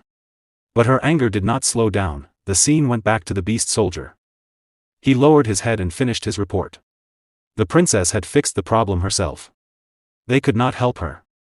He said sorry to the Beast King. The Beast King got angry and hit the soldier. He said the soldier was making things confusing. The soldier bowed right away and said sorry many times. He shook with fear. Soon more soldiers came with strong beasts. One said slowly that Prince Orms too had been killed by the dwarf princess. Another soldier asked what to do with the rest of the Orms warriors. He wanted the Beast King's order first. The Beast King stayed quiet. His face was dark as he thought. Killing the men would make it easy for others to blame him for the prince's death. It might give quick magic points, but taking and killing people had big risks. Even though Orms was a small country, a sad king made crazy by his son's death could cause big problems. After thinking about the risks, the Beast King gave a clear order. Send the living Orms warriors back alive. They must give true statements so no one could blame him wrongly. His voice was cold but tight with worry. Then he turned to his troops and asked if they had found the demon who came into his land. The soldiers paused. They did not know what to say under his strong presence. They said they were still looking. The Beast King grabbed his head in anger. He called them useless. Not only their heads, but even their noses were no good. His anger showed, but then his face turned to deep thought. He thought again. If it was a high-level demon good at hiding, it was no surprise his men could not find it. He narrowed his eyes. It had been a long time since he faced something like this. He used a skill called Super Sense Boost. This strong skill put magic into the senses to make them much better. With it, one could find even tiny bits of hiding magic. The Beast King focused hard. He sent his magic out like an invisible net across the forest. Soon he felt it. There were signs of a strange demon. His face grew dark. He thought this intruder might have chased the dwarf princess. He turned to his soldiers and asked which way she ran. One soldier pointed fast and said she went that way. The Beast King disappeared in a flash. He ran forward at high speed. His angry voice roared through the forest as he cursed the Demon King. Everything became clear in his mind. His eyes grew wide. He understood the truth. The fight between the dwarf princess and Prince Orms, even the magic shown, was all a plan to pull him away from the volcano. Anger burned through him like fire. His power flared as he ran fast toward the mountain. The ground cracked under his feet. The wind howled around him. The scene moved deep into the Beast King's land. Inside a big cave near the volcano, many beast warriors stood guard. Bear demons carried things in and out quickly and carefully. It felt like a secret plan in action. The view went deeper into the cave, to the heart of it. The Demon King had already reached the hidden spot. He stood in front of a huge pool of strange lava and looked at it closely. The hot flow glowed in an odd way. It sent out strong power. He thought to himself that this was no normal lava. The energy of return was moving through it. No matter how strong Draxen was, he could not have jumped in. He wondered if the lava was being taken out through building work, but he did not care. As he spoke, dark power rose around his body. Strange skills showed as his power grew. Flames spun around him but did not burn him. He said calmly that the black flame dragon scales could move even in lava. Just then, someone felt him there. A sharp tiger demon saw him and attacked with full power right away. He put all his strength into his weapon and struck to kill. The Demon King raised one hand calmly and stopped the attack with ease. The weapon could not move even a little. He said without worry that it was normal for a high-level demon to find him from this far. The tiger demon grew angry, showed his teeth, and shouted for him to stop. Before he could do more, the Demon King said coldly, "Come with me." He pulled the tiger demon and jumped straight into the big pool of lava. As they fell into the burning hot liquid, the tiger demon's screams filled the cave. His body burned away completely with no trace left. The Demon King was not hurt at all. The black dragon scales on his body kept him safe from the lava's heat. The hot fire slid over him like nothing. He moved down fast through the burning depths without slowing. As he went deeper, he thought calmly about Draxen. After taking the heart of the beast in his last life, his healing power had become very strong. He had often wondered what kind of power he had really taken. A small smile came to his face as he remembered. Far down in the depths, a phoenix appeared. Its power felt huge even in the lava. The Demon King remembered that when he was a young Demon King, the phoenix was known across many worlds. Records said the phoenix could cross worlds. It could be a godlike being or a ruler in its own land as the top destroyer. Its power could be big or small. But one thing was always true. Every demon lord who fully took a phoenix became strong enough to have their name written in demon world history. Quiet joy came to his face. In his mind, he thanked Draxen. Draxen had taken the phoenix in his last life. Now he could stand here. The only power he had ever wanted would be his in this life, and he would use it well. The Demon King reached his hand forward. A very strong light burst from his palm. The light was so bright it could be seen from far away. It lit up the sky and the mountains around. From a distance, the Beast King saw the bright light. His face twisted with shock and anger. He asked who had found his phoenix. His thoughts raced. Could it be Berge? But he quickly said no. That one would never move without a clear gain. He kept running at high speed and thought more. No high-level demons were here except the ones above. No new demon lord should have found this secret. The guards had been careful. In one moment, he reached the cave entrance. The guard said something about a demon, but he pushed past them. He told everyone to stay back as he went inside. He quickly ruled out Yuger, who was not smart enough for such a plan. He also ruled out Rina of the Snow Demon tribe, because the phoenix had fire power that would poison her. That left only one person. He turned sharply to his soldiers and asked if they were safe. One said quickly that earlier the tiger had jumped into the lava. The Beast King said in shock that it was impossible. The shaking soldier said the tiger claimed he was going to steal it. Another voice shouted that it was dangerous. From deep in the cave, strong light kept pouring out. It grew brighter and stronger. The glow spread far past the cave and could be seen from a long way off. From far away, several people saw the amazing sight. Princess Louise Vert, Merchant Granada Hill, Cargill, and Princess Alina stood with their soldiers. They all watched the bright light in silence. Meanwhile, the Beast King's anger reached its top. He made a fist. His power exploded around him. He roared with killing intent.